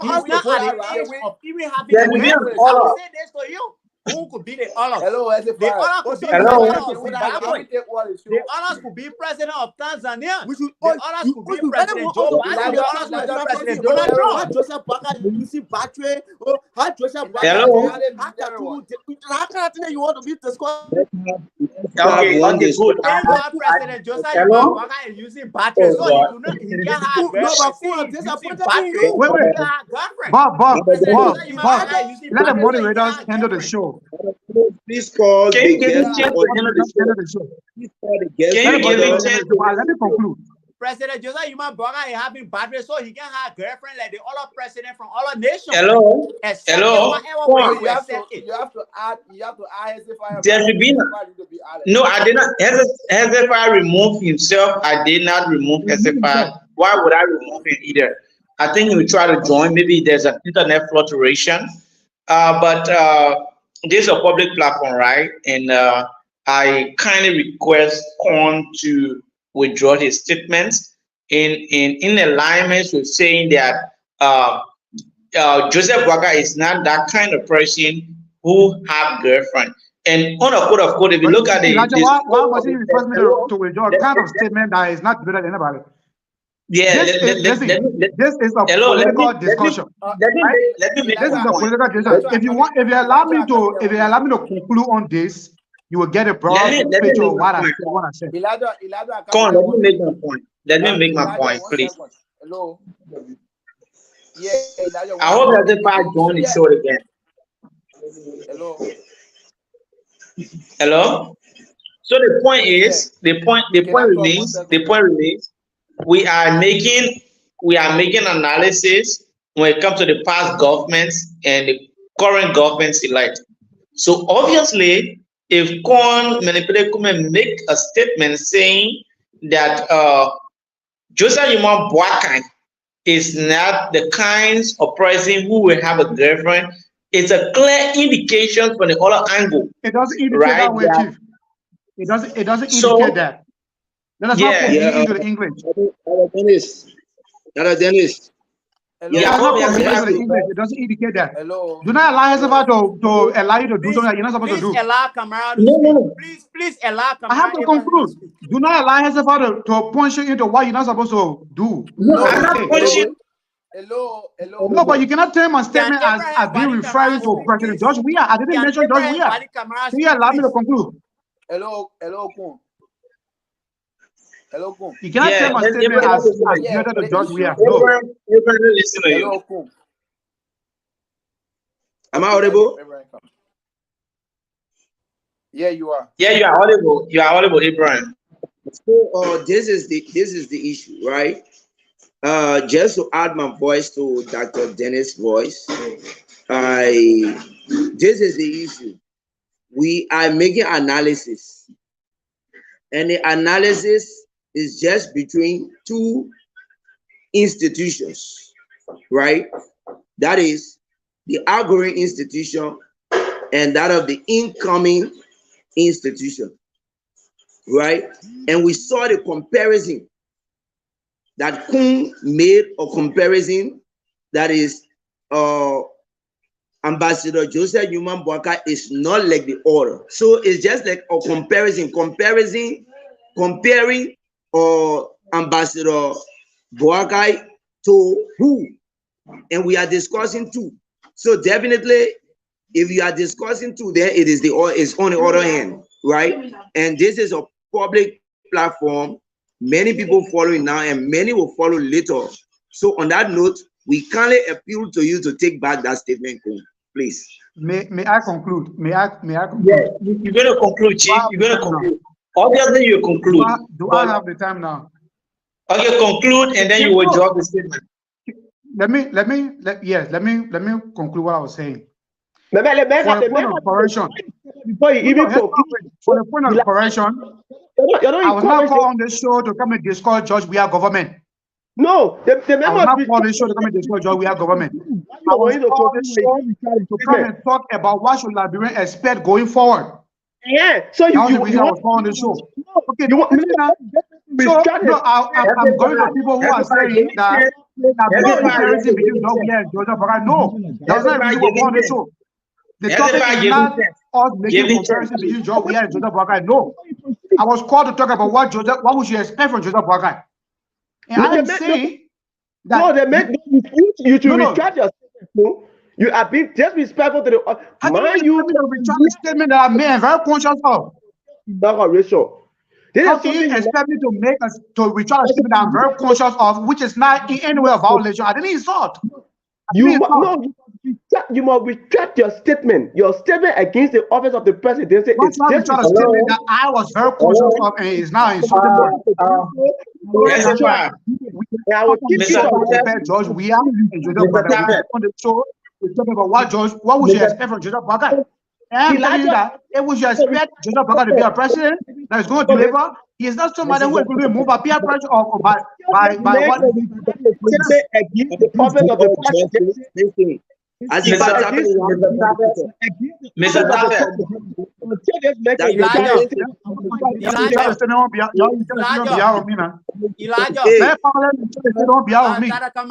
Camara. Mr. Tapet, Mr. Tapet, hello, Bob James, Of the president, no. Bob James, Bob James, we should be rational in our thinking. Kon is not referring to president. No. Kon is saying Joseph Boakai is not the kind of president that we have a reference. It could be any other president. Are you cool there? No, Elijah, if that man will not retract his statement, I will obstruct him once he's speaking. If the panelists, kick out of the show. Hezeva should not be on the show because he want to obstruct the show because the essence of this discussion is about what that should have been expected going on. Gentlemen, we are hello, gentlemen, we are civilized people. No, but this is not the case. You should bring him to the check because he is the one who is obstructing. He was given 5 minutes. I'm giving him 2 minutes. Everyone is giving 5 minutes. I'm giving 2 minutes. So why has everyone want to discuss SFR, come and play. Why would Hezeba want to use my time to distract? You guys have to give us the chance to run the show. You guys really have to give us the chance to run the show. Mr. Tapet, Hello. Mr. Tapet, just mute you. You have to give us the chance to run the show. You have to give us the chance. Honestly. The member respect your decision and retract the statement. Yeah, you go. We did. We did. You have to give us the chance. I will try the statement. I will try the statement. So I will try the statement. Can I proceed now? I will try the statement. Can I proceed now? Mr. Tapet, the panelists on the show have the levels of authority to run the show. So if we ask and there is something going on, so we are held liable to run the show and tell you what is right or not. We just ask comment to retract his statements that he is saying that and I think please working alliance with the show rules. Please retract the statements. Thank you. I will continue. Can I proceed? Yeah, okay. Proceed. Thank you very much. I was en route to. And you have 30 seconds. You have 30 seconds. 30 seconds. No, you can give me 30 seconds because you confuse me. I don't even know where to start from now. You can give me 30 seconds. No, but yeah, you can give me 30 seconds. You feel confusing me. I don't even know where to start. You even talk about more than your 1 minute first. Yeah, you talk for a longer time. So, in conclusion, I'll say I was not calling this show to come and compare George Weah and Joseph Boakai government. As a matter of fact, George Weah failed the Liberian people that why he was removed. I was here. I'm calling the show to tell the Liberian people or to give my opinion on what should Liberians expect going forward. And Liberian people should expect that Joseph Boakai, being a very responsible man as he is, he will make the country to be at a balanced state. Because he's not involved in deeds that will distract his office and his positions, we are assured that he can do what is necessary of his office. So I'll conclude at that point. Thank you. Thank you very much. Thank you. Thank you. You know, you guys are just like holding and putting a kind of very simple thing. Anyway, that's it. That's a video of democracy. You listen to people from the other angle giving their own point. But I'm going to come in very strict with this question. But before then, let me listen to my brother Abraham Valley Camara. Abraham, let's listen to you. Yeah, thank you very much. You know, to be frank and honest, the show is fascinating, and I'm a little bit astonished today. I'm not pronouncing your name correct. I always face challenge in pronouncing your name. So I've not seen you. discussing politics, but today I'm seeing you really charged. So actually the analysis is Definitely, I okay. wanted to say the same thing. I actually wanted to say the same thing. The analysis is The okay. comrade is politically charged. He is politically charged tonight. We see the energy. I don't know if it's a cat eye or an eye. I don't know. Whom that I know is always discussing about peace, is always discussing about peace and reconciliation and its sustainability. So now I'm asking Kun this question. This question is going to no other person. It's not going to Hasify, it's not going to James, it's not going to any other person. It's directly going to Kun. And I'm going to ask everyone one question, and you just answering my question probably within a minute, right? So I want us to speak straightly to the issue about the civil society and the media, right? So Kun, are you getting me clear? Am I audible here? If I'm not, please let me know. So Yeah, go on, go on. how influenced were the civil society organization? Because I see you playing that role, right? The civil society organization and that of the media in ensuring a fair electoral process. How influenced were they? Have there been any Thank you. commendation effort or commendable efforts in promoting civil education and awareness during the just ended electoral process? How influenced were the civil society organization and that of the media? In 1 minute, quickly. Thank you. I can safely say that the influential role played by the media was what led us to have claimed victory. Otherwise, Liberians would have been plunged into something else at this point. Because once the truth were being unveiled by the media, then people started to believe and see what was going and happening. Mind you, in bigger democracies, just what happened in Liberia, in bigger democracies like the Americas and other places, as election is going on, people are predicting results and giving preliminary results. So it informs the public already that, okay, this person is in the lead. So the media play a very significant and a very important role in the just ended elections of our country, especially the ones that were aligned with the opposition political parties. You get it? I know it's laughable to say that media were aligned with a political party, but of course we saw it in the just ended elections, and they did it on purpose because people had the thought that yes, in Africa, no government is going one term. They usually go 2 terms or more. They live at their wish. So had the media not given their time and gone to every center, invested money and report live from there, because what we were seeing, bro, we were seeing live tally sheets on the wall that were being reported by the media. So you cannot find that result. You cannot see the result that is coming live from the office or they put in place, and then you know it. No. So the media play a very important and a very significant role, and it's always going to be that way because it has started from the very point. So no one is going to do anything in secret. The government hoped, and their hope and pleasure was that once they are able to lay their hand on something in a place that is vulnerable, they're going to escalate the number in their favor. Thank you, Kun. Thank you. To answer your question, yes, the media did extremely well as it relates to what we just experienced and watched. Do we have Bob James Tomuflomo here? Bob James Tomuflomo, are you there?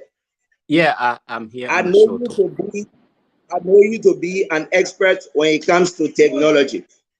So this question is directed to you. And during the just ended elections, I believe we were faced with some challenges when it comes to technology. I stand to be corrected.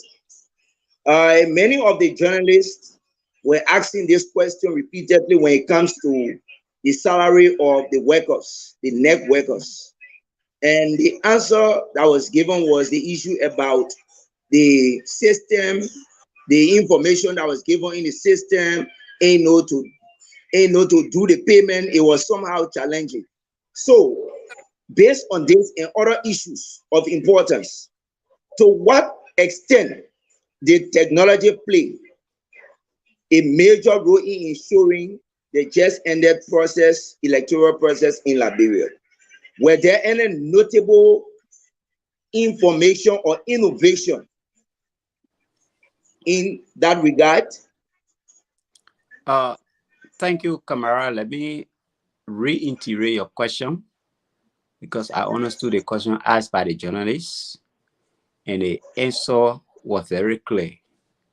In Liberia, not everyone use mobile money oftentimes. That is to say, if you listen to David Lassana Brown, Abraham Valley Camara is using mobile money and he's my brother. I'm working for net. I don't have a mobile money, but I use Abraham Valley Camara number. But then the name that I'm using, James, is not what registered on the mobile number, right? So they find it difficult to do disbursement because they can't take James to flow money and then disburse it to Abraham Valley Camara. So it gave problem there. So people needed to rectify this thing before having it done. Right. If you say technology, what was the role of technology and what was the fault? And I will say to you, technology play a significant role for the opposition unity party government. That is to say, the system that was built by the unity party-led government, it was not built by NEC. If you listen to the Senator-elect Amara Kone, he said the amount of money we use to build this system with, where we issue each of our observer a tablet to just a clear picture of a tally report and scan it within the system, is very small. We hope and see the Liberian government to embark on project like this to see because the money was small. So that is to say, we cannot speak for net, and we don't know the budget net was already in. Couple with paying disbursement of pool washers, disbursement of electoral staff, and so forth. We don't know. So we can say they should have similar system put into place. But I want to say that it was based on this technology put into place that helps the Unity Party-led government to announce electoral result ahead of net. And you could compare it with the net election result. It was 50-50 and accurate. So I want to say technology will only play the role in our electoral process to be accurate if the boss of the NEC waiting and having a technical know-how, or maybe the communication department, to do the proper thing to be done. Because the system that His Excellency, let me say not Senator-elect Amara Kone talk about, he said they didn't use much money to build that system.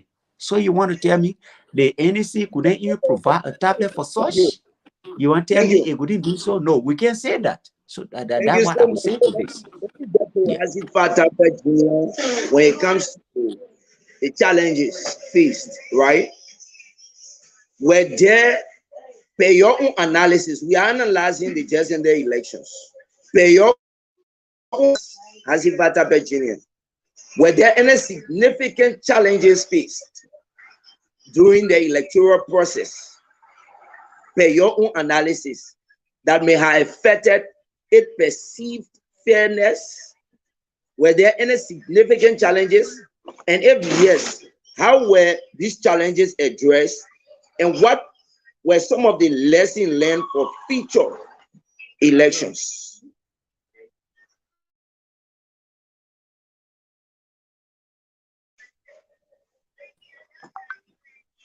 So, Abraham and the rest of the panelists, I hope I'm audible. Your question is whether there were perceived challenges that affected the fairness of the elections, right? Perceived fairness, yes. Yes. And I will be clear to you, there were no challenges affecting the perceived fairness of the elections. The elections were free, fair, credible, and very transparent. Even though there were bottleneck issues, given the fact that we are human, there were some difficulties in delivering some of the voting materials to the various voting center as indicated by the Elections Commission. given the fact that some of the places in Liberia are very remote. But mind you, that did not in any way hamper the quote-unquote or perceived fairness of the elections. Additionally, during the tallying process, there were some centers. There were violent eruptions. There were argumentations. There were hauling and pulling between political party agents. There were some instances where workers were even cut into the work. But mind you, the National Elections Commission, in close consultation with the Joint Security, were able to curb this issue and ensure that the level of fairness were being displayed. Some of these people were arrested, and to a point that there were even centers. There was a center, I think on 2 different occasions, there were 2 different centers in Nimba where they had to do rerun. So that implies that whenever there are issues arise, the Elections Commission and the Joint Security were able to arrest the issue, go into the litigation, and ensure that the necessary bureaucracy be put into place to ensure that that does not hamper the process or the perceived fairness of the election. So while it is true there were challenges during the electoral process, but these were not challenges that could hamper the perceived fairness of the election, because the election was conducted free, fair, credible, and transparent. As a matter of fact, this is one of the elections in the history of Liberia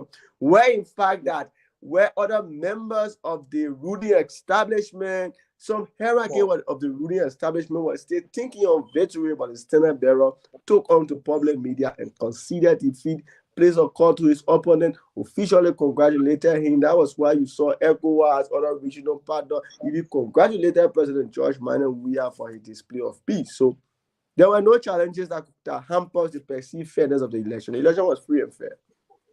Okay.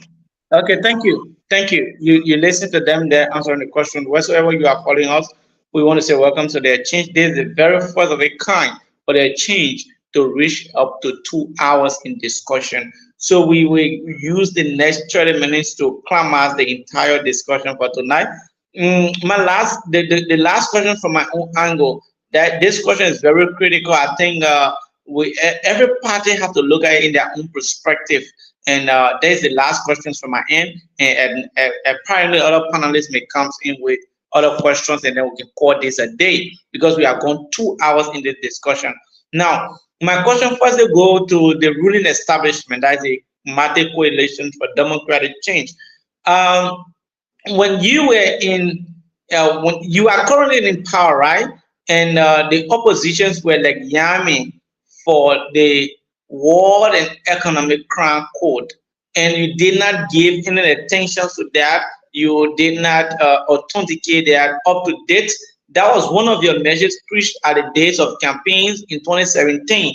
Why you did not, let's say, pass the ruling of World and Economic Crimes Code, but today the elected officials or the elected president, now you are yamming for World and Economic Crime Code. Now, my question also goes, that's the questions to the ruling establishment. I know you're going to come from there.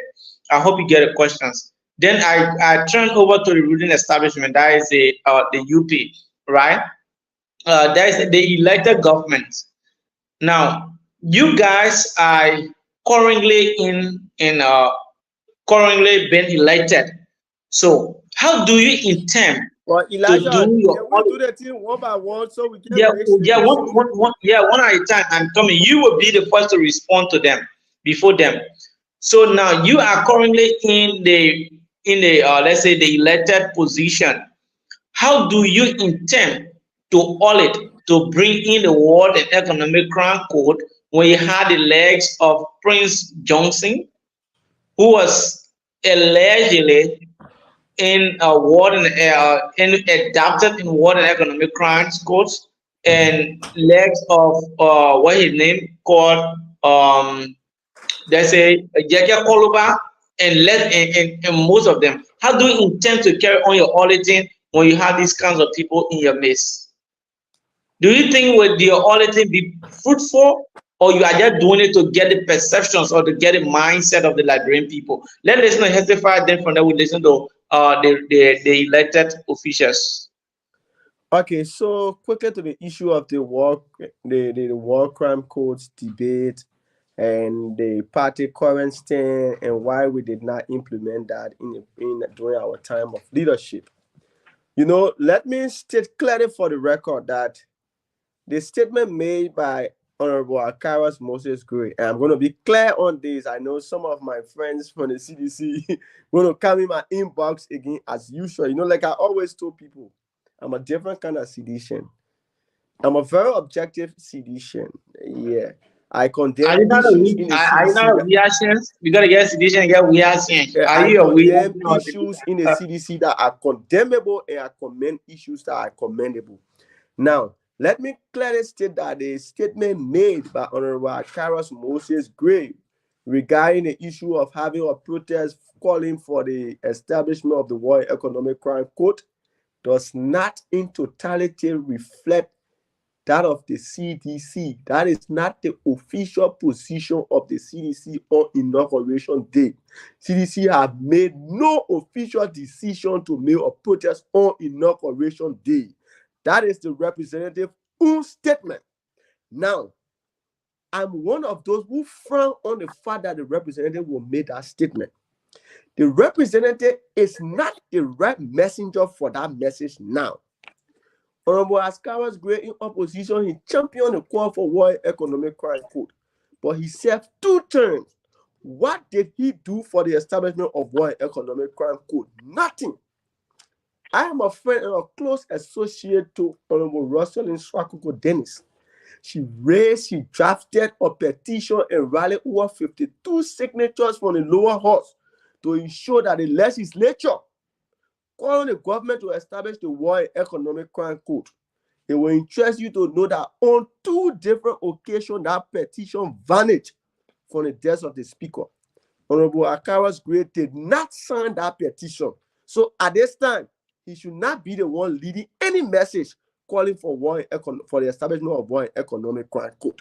Honorable Akaras Gray did not affix his signature to that petition calling for the establishment of War Economic Crime Code. As an objective sedition, I believe that Honorable Akaras Gray should be nowhere near the call for the establishment of the War Crime Code debate. Akaras Gray should give the message to the actual messenger. As we leave power, as the Unity Party, the Zealots in the UP Alliance are coming towards power, we appreciate the fact that this thing that they say our government could not do because opposition's lawmakers were agitating for this. And a matter of fact, 85% of those that signed that petition that was drafted by Honorable Rosalind Dennis, they are opposition lawmakers. They call for that. We're looking forward to the fact that they can, there is something called discharge petition. That is when you send a bill into the plenary and the plenary send it to committee room, or you go to the speaker desk, it be there for long, there can't be any fruitful result. You can issue a discharge petition saying that no, this documentation we send, let it come back for us to discuss it and make action. So we're looking forward to this coming breed of government to issue a discharge petition and let it show that the War Economic Crime Code be established. But let me be clear with you. The establishment of the War Crime Code is essential to the growth and progress of Liberia. But at this time, Liberia is not ready for it. And I'll be clear with you on why. If anybody that would think that in a couple of 1 or 2 years, you want this government to institute the War Economic Crime Code, you must be joking. Liberia, we're not ready for it. Look at our country. You only have Seaman Serena Seaforth as the only lawyer qualified to stand and plead international criminal case in our country. You know how many millions of dollars our country will spend on international lawyers? The international community will help us facilitate the process of setting up the code. But the issue of maintaining the code rests on the shoulder of Liberia. Are we ready for that? No. What I think we need to do, this incoming government should institute that all of our anti-graft institutions, the legal framework should be revamped and revisited. The LACC, the GSC, the internal audit, our justice system, it should be revamped and revisited. When all of these things are revamped and revisited, we will not continuously be crying for War Economic Crime Code, because obviously we know that when you do wrong, you will be prosecuted through the justice system. We know that if you steal few dollars from the country, it will be accounted for. So if we institute the anti-graft system and the justice system are revamped, properly structured, the issue of war and economic crime code will not necessarily be something for us to worry on. So that is my position on that. Thank you. We listen to the other guys. Thank you. So you made a specific statement and mentioned few names. I want to be on the record that those individuals have over the past time challenged the government to institute the War and Economic Crimes Code, because I think your statement suggests to me that if we want to discuss War and Economic Crime Code in Liberia, then we'll be looking at Prince Johnson and Yege Koluba.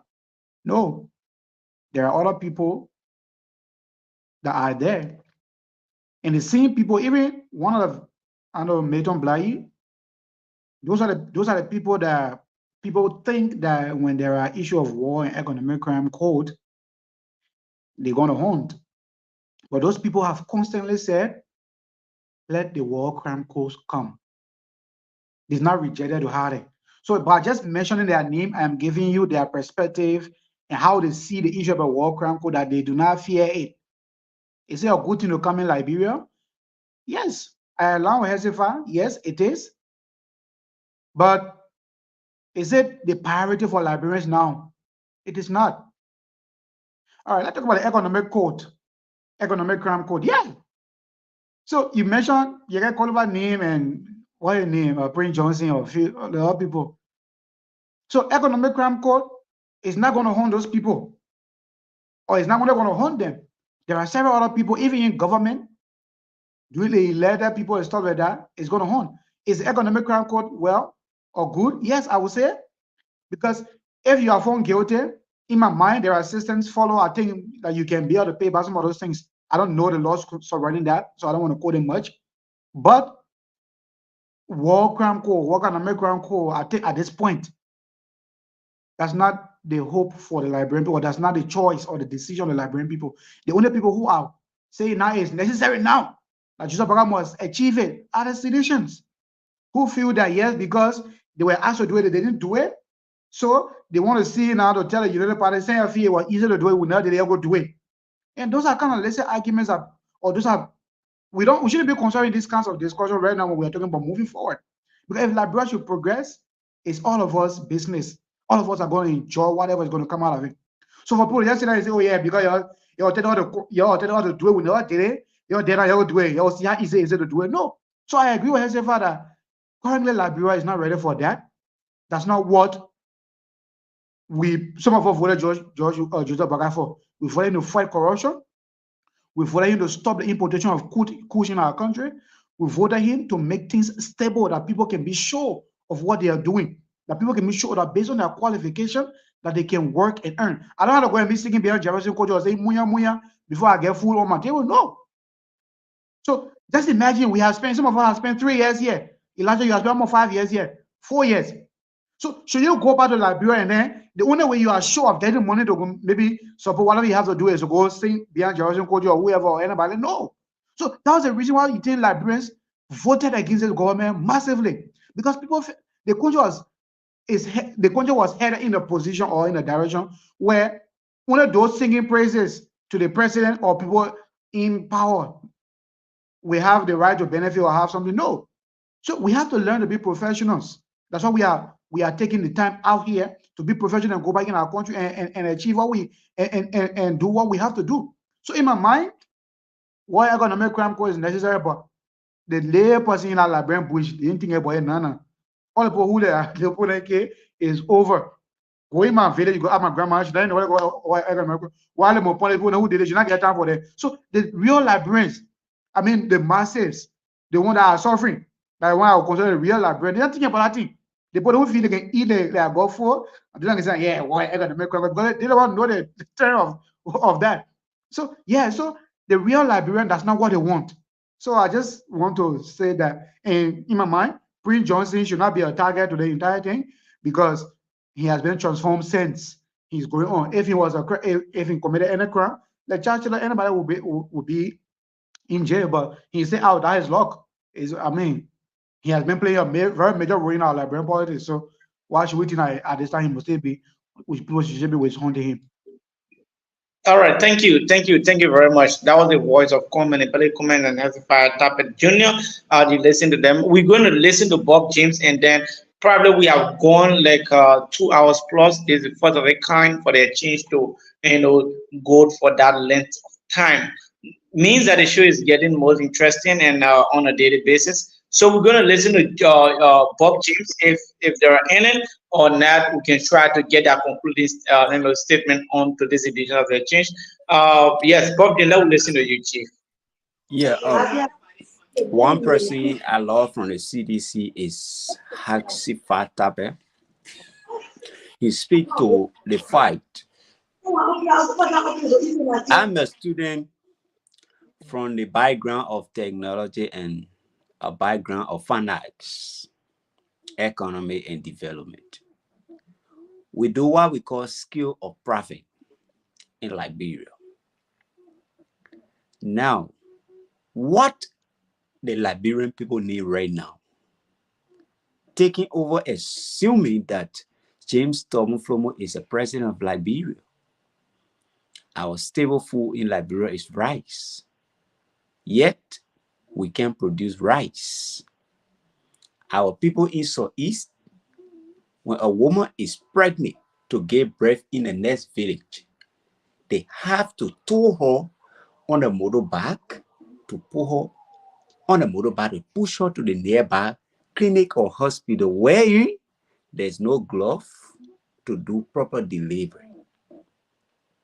If you ask me, because I experienced it and I know how the birth pain looked like, I will tell you, President-elect His Excellency Joseph Boakai should be talking about rule number 1, agriculture, food sustainability to make or to produce our own food. Number 2, number 3 should be about our health, to have a quality health and promote it. And number 4, I will be kindly about education. Why? I feel pity because I know how difficult it is. I experienced the war in 1994, the massacre in my hometown where my mother lost her only brother as a woman. Born 2, they were born from one mother 2. She lost her only mother, her brother, right? Sorry, I know this. Now, coming our world crown coat, what could be the dividend that a poor man in a village will go to bear with hunger? Elijah, your name is Elijah. Where you come from to sit down here on a big platform like this to go to a university with a white man? You came from a poor village. Are you wanting to be the only Elijah to come from that village to be to where we are? I will be saying no. Is this a dream of Joseph Iman Bagai? No. Reconciliation, recovery of government access, because it is prohibited for Abraham Valley Kamara to assume an office today and start building duplexes. It's against the penal law. Right. So we should conduct an internal audit to recover government assets that will contribute to our revenue, to use the revenue to build our roads in the southeast, to have a good road network. If you go to the hospital, if my poor mother who lives in a village in district number 2, Bon County, if her hair is itching, if she go to Same Clinic or Bacon Clinic, let she see paracetamol to go home with it. Then I will appreciate His Excellency George Weah. So when I'm talking about skill of profit, these are things that we should be talking about prioritizing first. But to establish war crown code where you only have Councillor Sarina Cephas taking time to pass bill to negotiate about international lawyers. What would be the dividend? The wrong have been done. What have been damaged cannot be repaired any longer. So we go Thank you. reconciliation. After the Thank you. DDR process, we come out Thank you reconciliation so much, and move forward. Mr. Flomo. And I think we are now about to conclude. But before we conclude, I still want to touch something I think is still necessary. Yeah, Right? you can go So ahead. to our brother Kum Meripere Kumai. I really want to pronounce the name well one day. All right, so Kum Mepele, okay. So the Mepele is the Mepele Ipele vernacular is story. Mepele, it means story. I see. Ogami Obi But you had a Peleki on the show. From home. When you ask questions, say, well, I never program. I never program. I never put that name, but I already know that in program. I know how to pronounce it now. Always struggle to pronounce it. So before we conclude, right? What are the rules, right? That the international observers and that of the international community or partnership played, right, in supporting the just ended general elections in Liberia, right? What was the role played?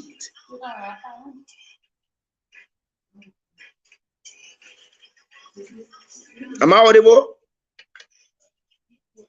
Yeah, I think you are audible. Coin is trying to adjust and then come back to your question. Because that question is addressed only to Coin. Then we come to I should respond to that. Can I No, respond? after I think that question is only for Coin. Your question is there. Yeah, because Coin is from a journalism background. Coin is definitely from a journalism background. He practiced some level of journalism in Liberia. So Coin is going to respond to that questions if we get we will lay hand on Coin. If not, then we'll get the other panelists apparently to have to wrap up because we have no time. They can try to wrap up and give their parting comments tonight. We are wrapping up now. Asifa Tape Jr., I hope you are following. For you, I still want to come back to this, right? That has to do with perception, but specifically public perception. What do you see or what do you think the general public perceive as the justness from the just ended elections? And looking at you now, we consider you as what incoming opposition. So what is the expectation? Please go over the question. I'm discussing the public perception, not just perception, but public perception. Not the perception of Hasifa Tape Jr., not the perception of people around Hasifa Tape Jr., but public perception. What do you think the general public perceive the justness of the just ended elections? And seeing you now as incoming opposition, what is your expectation of the Liberian people regarding the newly elected leadership that is coming in place? All right. Thank you. Firstly, before I go to the question, let me just throw something in. Why Bob James was deliberating? I got a friend of mine who is also following the show, and that friend happens to study agriculture. And I listened to my friend listened to Bob James talking about the fact about agriculture and growing what we eat. And then the question was, but Joseph Boaga has been vice president for 12 years. What has been his contribution to ensure that Liberia grow what we eat? Does he have a farm? How many metric tons of rice have his farm produced since 12 years? So it was just a rhetorical question in part. So that is to say that I'm coming straight there before I go to the perception. I'm coming now. I'm coming. So I'm going straight to the issue. You're not going to be a raising car. So that is about the expectation. Liberians, as part of our expectation, we expect the fact that this government or this incoming government argue that we could not make sure Liberia grow and produce for staple food rice. So we are expecting that within a period of 6 years, Liberia must be able, if even we cannot export huge metric ton of rice out of our country, we should be able to produce huge metric ton of, I'm not telling you in 1 month, 2 months, 100 days, 1 year. I say within a period of 6 years, we should be able to grow and produce additional metric ton of rice that the citizen can feed on. Our expectation is the fact that this government has argued that the incoming government now has argued that its outgoing government has been very much corrupt. The security sector have been very much adamant, they have been brutal, they have been partisan police, partisan security sector. Our expectation is that these things they complain on should change. We don't want the fact that where opposition then complained that George Weah's birthday, he celebrated it at Jamaica Resort, he had big party. But we just saw Ambassador Joseph Iman's birthday, there was a big party. Our expectation is that these things should be curtailed. Our expectation is that there should be a smooth justice system. Another expectation is the fact that this outgoing government is on record of having no political personnel. This government, this incoming government should maintain the fact that people should not be incarcerated because they express their political view like the 12 years rule of the Unity Party. So when it comes to the issue of the perception, what is the perception of the majority people with this election and our own outgoing government? I would tie the perception to that of the majority people that voted for Ambassador Joseph Iman Boaka. Their perception is that this outgoing government and the CDC will frown at peace. We will frown at progress. Their perception is the fact that we must antagonize everything the United Party Alliance government will do that is good for Liberia. Their perception is that we must antagonize it. Their perception is that we must take to public media and just condemn everything, whether it's good or not. And we're going to prove them wrong because we believe that the interest, the growth and progress of Liberia is paramount. So we're going to prove their perception wrong and we call it upon them. We are outrightly challenging them to live up to the expectation of Liberians. Thank you very much. And thank you for this platform. Long live Liberia. Shalom and peace to everyone. Thank you. Yeah, I'm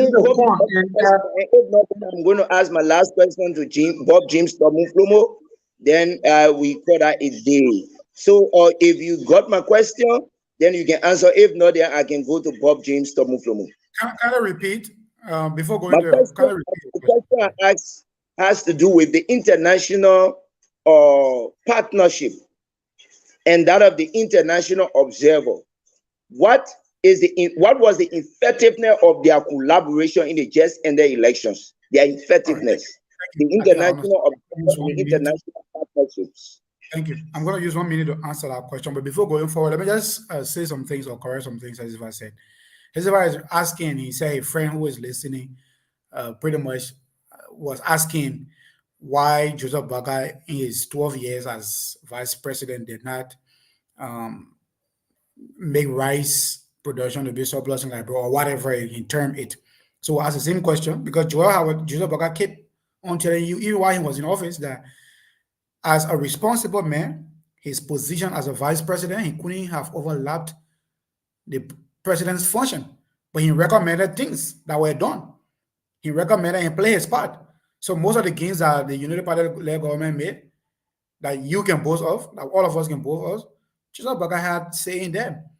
But equally so, he couldn't override the president to do certain things, and the vice president, the vice president obviously will now say, oh yeah, let me ratify here. No. So I also let them request him and ask them the same question. Joy Howard Taylor, who on a personal campaign said she was never going to be a racing car, what did she do?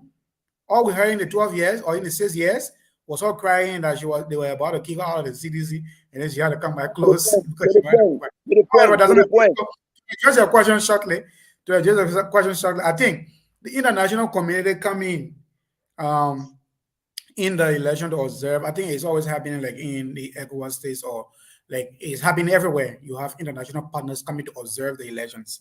And based on That's the it. kind of perception Liberians had and this general perception, as I said previously, about Africans elections, that the first a sitting government is hard to be on seat. So the international observers were actually there to monitor and observe the process. Did not have much to say, but Liberia is a country that pays serious attention to her international partners, especially the United States, because we depend on them wholly and solely for several other things. So their engagement in the elections, sending out caveat that if this thing happen, anybody caught cheating will be held responsible for this. So I mean, it played a major role in the fact that people were being deterred. It played a major role in the fact that people were being scared that they cannot do anything as they were planning to do it. So that's just the role they play. Secondly, Hesiva is just a member of the CDC. I don't get his position attached in the CDC as compared to Akaros Gray. Akaros Gray is the one who is on Facebook and every time making statements that Hesiva is saying we shouldn't perceive or people shouldn't perceive that the CDC is going to be causing us for the next 6 years. Akaras Gray is doing it. You can attach Akaras Gray wholly and solely to the CDC as compared to Hesifa. So Akaras Gray, who are on Facebook, Akaras Gray just posted 2 days ago how Joseph Baga will not be in inauguration or the United Party representative will not be in inauguration. Doesn't make sense to anybody. But why would you even take as honorary man going to be posting the kind of thing on social media? So Akaras Gray and few other persons now are asking on one of your posts. If you feel in your right mind that you will call people on the first day of inauguration or the first on inauguration day to go and protest, are you really insinuating that citizens are at a certain level not really people who can think by themselves? Because if you are saying you will govern us 200 plus citizens to bring them, so are you want to say that people want to follow you because you're going to get them food or stuff like that? And that's how they have turned the country to be, which of course they have been out. So I can't really have much to cry on, and Hezbollah cannot keep saying, yeah, that's not the official voice of the CDC when they are doing it. Thank you. Thank you so much. Lastly, to Bob James Tomuflomo, moving forward or looking forward, I think we listen to Asifa Tabe Jr. Listing all of the public perception, the expectation of the Liberian people, and that of the expectation of let's say them as incoming opposition. So now moving forward or looking forward now to you who have just been elected. That is, I'm talking about the Unity Party led government.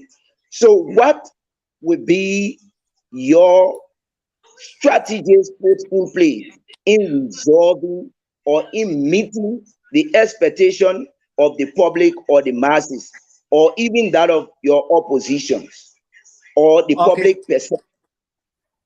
Thank you so much. I like to use just 1 minute to answer this question, but I want to clarify something from my colleague Hasifa Tape, who I love so much from the CDC. Hasifa Tape may mention about somebody asking about Joseph Yuman Boaga Rest Fund, blah blah blah blah. But then the last time I checked, I realized that Bonkande produced the first female vice president from the Republic of Liberia, where she promised the people when she was a first lady that she going to open the Charles Taylor farm that Elijah, who is a host on the show, is aware of. That farm is yet to be open. The last time I checked, she was elected twice as senator for Bon County, and that farm is still closed. The last time I checked, she served as vice president for the Republic of Liberia on the sea promise. That promise is yet to be. So I don't know how they observe or define or what is the constitutional meaning they understood in the Constitution of Liberia when they talk about vice president. So I like to make that reference before going further. So Abraham Valley Kamara, if you ever listen to Her Excellency Joseph Yuma Boakai, journalists have an interview with him 6 years prior to this election. And then at the heat of this election, he said, we run a lot of opportunity. And I kept saying, what the Liberian people want is what I will do. They said, what? He said, road connectivities, agriculture, better health, education. He stood up. A recent time, people came to still have an interview with His Excellency Joseph Yuma Boakai. It was repeated. So now, what can we do is to give him the benefit of the doubt, what His Excellency know, to put it into order so that Liberia will be better for us. Liberia will be better for every young people. Liberia should not be in a situation where Elijah had to wear the blue beret before he worked. Abraham Valley Camara had to wear the blue beret. When Abraham Valley Camara came from a social background for justice, Abraham Valley from Kwani district who has suffered for his country, then Jim Tomu from telling Abraham Valley Camara, Abraham, you had to wear blue beret before you serve your nation. It will be an affront to Abraham Valley Camara, who hailed from Kwadibone, who did his schooling in Liberia, who has suffered for Liberia. Abraham Valley Camara should go in Liberia now with his IT degree, coupled with his master degree, to serve Liberia. It should not be that Abraham Valley Camara had to wear green shirt. No. This is the Liberia that Joseph Yuma Boakai promised us. And this is the Liberia that we wish to see. Elijah should have a pharmacy running. He should work to Phoebe Hospital. He should freely move. This is the Liberia that Joseph Yuma Boakai promised for Abraham Valley Camara. So I don't want to take much of your time. Thank you so much for the show. I want to appreciate everyone. And I also want to make my brother to understand that Joseph Yuma Boakai has an agriculture farm. Where is the agriculture farm? He had a rubber farm in Bapolu. You saw it during the Captain Firo. Thank you. He Thank you. have a Thank you. farm Thank you. in Bomi where the first lady CDC here, Thank you. who was he know may this thing. respond Labra and you know in 11 Thank you. Thank you. Thank you very much. If you have been listening to us, there's the exchange forum. We have been here like an hour plus 2 hour plus, in conversation with our brothers discussing the analysis and the expectations of Liberians for the newly elected governments. So I want to say thank you for sticking around. We're going to give them 30 seconds, just 30 seconds to give their parting comments on today's edition of the show. We're going to start with comment and play comment. Then for now, take hands if I tap a junior. Then later we take Bob James and court this a day. To every good thing, there must be an end. So come let's listen to just 30 seconds because we are really out of time. So thank you. Let's start with Con. Thank you, Elijah, and let me say thanks to everyone who followed. And I also want to maintain that I am not in any way a spokesperson of the Unity Party. If I'm not even a staunch member or any member like around that, I'm just kind of discussing and giving my opinion based on the reality. And to my friend and brother Hezekiah, like it was just an exchange of ideas because that's what the show is about, that we exchange our ideas on what it is. But I think I can safely say that at this point, we are sure that Liberia is going to be on a path. If the Unity Party-led government is thinking they are yes because they were voted to power, what happened to CDC will happen to them. So they better should stop telling people to stop managing their expectation or do what the Liberian people voted them for. Otherwise, all of us will be on the platform this year or after 6 years to say, yes, we are not managing our expectation. They got to be kicked out. Liberia deserves better. Can you imagine? Small Punjab, bro. Everywhere there's electricity, road connectivity is going on. Yes, in Louisiana, the people started building roads. In less than 3 months, the Finney or air bridge. Something that job we had promised that you're going to do. It took 6 years. He had never done it. The small Punjab is just one of the smallest states in India. So what I'm more about Liberia, like even Punjab is bigger than. So Liberia, it has got the resources that our leaders, once they use it rightly, our country can make development. That's what all of us we are hoping for. So thank you so much, guys. I am excited and I hope to be here next time. Thank you. Thank you. And let listen to Bob James. I think Hezekiah internet is like fluttering. Let listen to Bob James and call this a day. Bob James, let's listen to you. So I like to give appreciation to the Exchange Forum. We hope to come here again to discuss Liberia, and I want to appreciate every one of you. I want to tell Elijah Dennis. I want to tell Abraham Valley Kamara from Kwadiboni District. Abraham Valley Kamara, you are a good leader who has served. This is time now that you should be thinking upon getting a master's degree to go back to Kwadiboni District to contest. This is the time that you go back to enjoy Liberia, because Liberia has been restored. The peace is in Liberia now. Elijah, your Maybe you won't go pharmacy now, contest. you can continue your pharmacy now in Bon County to help the people. No wish home. You don't have to wear green shirt. You don't have to wear beret. You are free now. Liberia have been redeemed. This is the Liberia we fight for. Abraham Valley Camara, you are being in advocacy. You suffer for this country. So you should go back in your country upon getting a master's degree in 2025. Let's go and enjoy everything in Liberia. So I'd like to say thank you so much to the Exchange Forum. And I want to appreciate every one of you. And I want to tell my brother Alan Yelu, we are not preaching opposition now in Liberia. What we are preaching for is upon getting your degree, Alan Yelu, you should go back to Liberia and have a better job to do to improve yourself. Matter of fact, Thank the you. last time we checked, the CDC government did I thought, Thank you, nothing. Chief. I Thank thought you, Terry Chief. Brown Last time we supporting We checked, my we the Roman do Revolution. appreciate. We supporter do been appreciate. there. We thank you. Thank you. We do appreciate having you as a guest today. We do appreciate having Coleman and Blake Coleman and the legs of Hezekiah Tappet Jr. We really appreciate having you on this platform discussing and related to the Liberian people. So we're just going to take 30 seconds to our panelists to wrap up and analyze the entire discussion. Just 30 seconds because we are really out of time. Let's start with Abraham Valley Camara, and then from there we take Alam Yelu, and then we can call this a day. Just 30 seconds, Chief.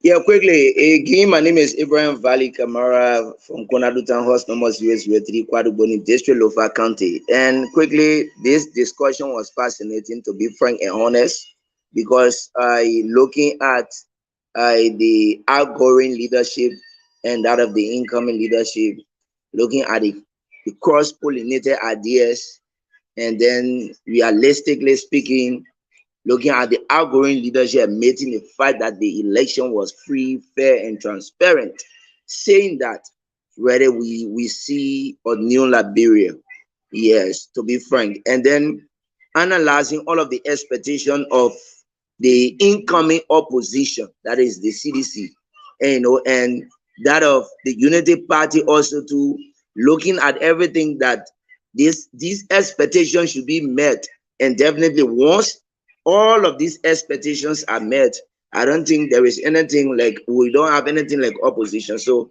I think it was actually fascinating, and we hope that we have many of such discussion in the future. Thank you. Thank you. It was fascinating. I was the voice of Ibrahim Valley Camara Jr. And then let's listen to Alam Yelu. Alam, just 30 seconds, Chief. Yeah, thank you very much, Elijah, and thanks to all our presenters for tonight. They actually did extremely well, and everyone is saying the same thing. All that we need is better Liberia. Like, one of the things I actually like to hear from Paul G is that everyone will go back in Liberia and get something to do. So the fact is that it's not who win or who does not win. The issue is who makes Liberia better. That's all. So the fact that our country is better, the fact that instead of us coming from Liberia to go in another man's country to be packing back home for money, we'll be able to sit back in our country and go to school peacefully. That's fun for us. And we all gave President George Weah the glory that he did Liberia well to give a peace that the 10 was very peaceful. Our mother and our sister never running another man's country again for fighting, brutalizing everything. And we are just grateful to God, and thank you for the show tonight again. Thank you very much. Yeah, thank you. Thank you very much. And I want to say a very big thanks to our viewers. You are always been there for us. And because of you, we are here to bring you the happenings in Liberia. We want to say thank you for being around with the Exchange family. We do appreciate your efforts, your data, spend everything, your time spent. We really, really appreciate. We hope to bring you more interesting stories on tomorrow editions of the Exchange.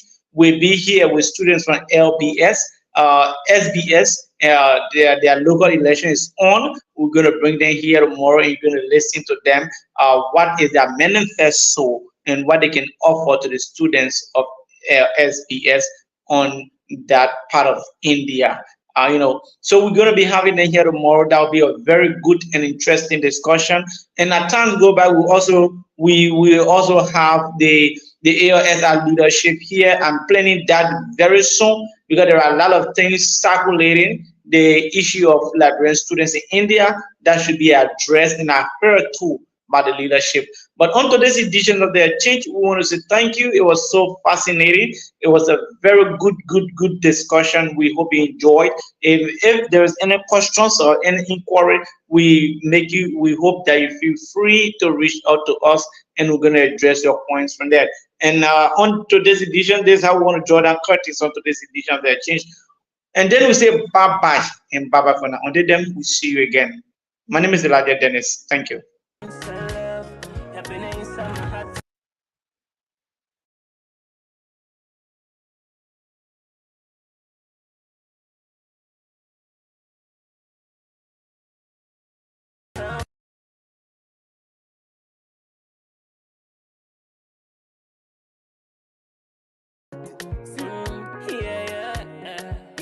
Need some more ice kid, oh yeah. Low, low, low, give me low, equal low. Low, low, low, give me low, equal low. Ooh, yeah, baby, your love killing me, that you I want to. Oh girl, I just want you know.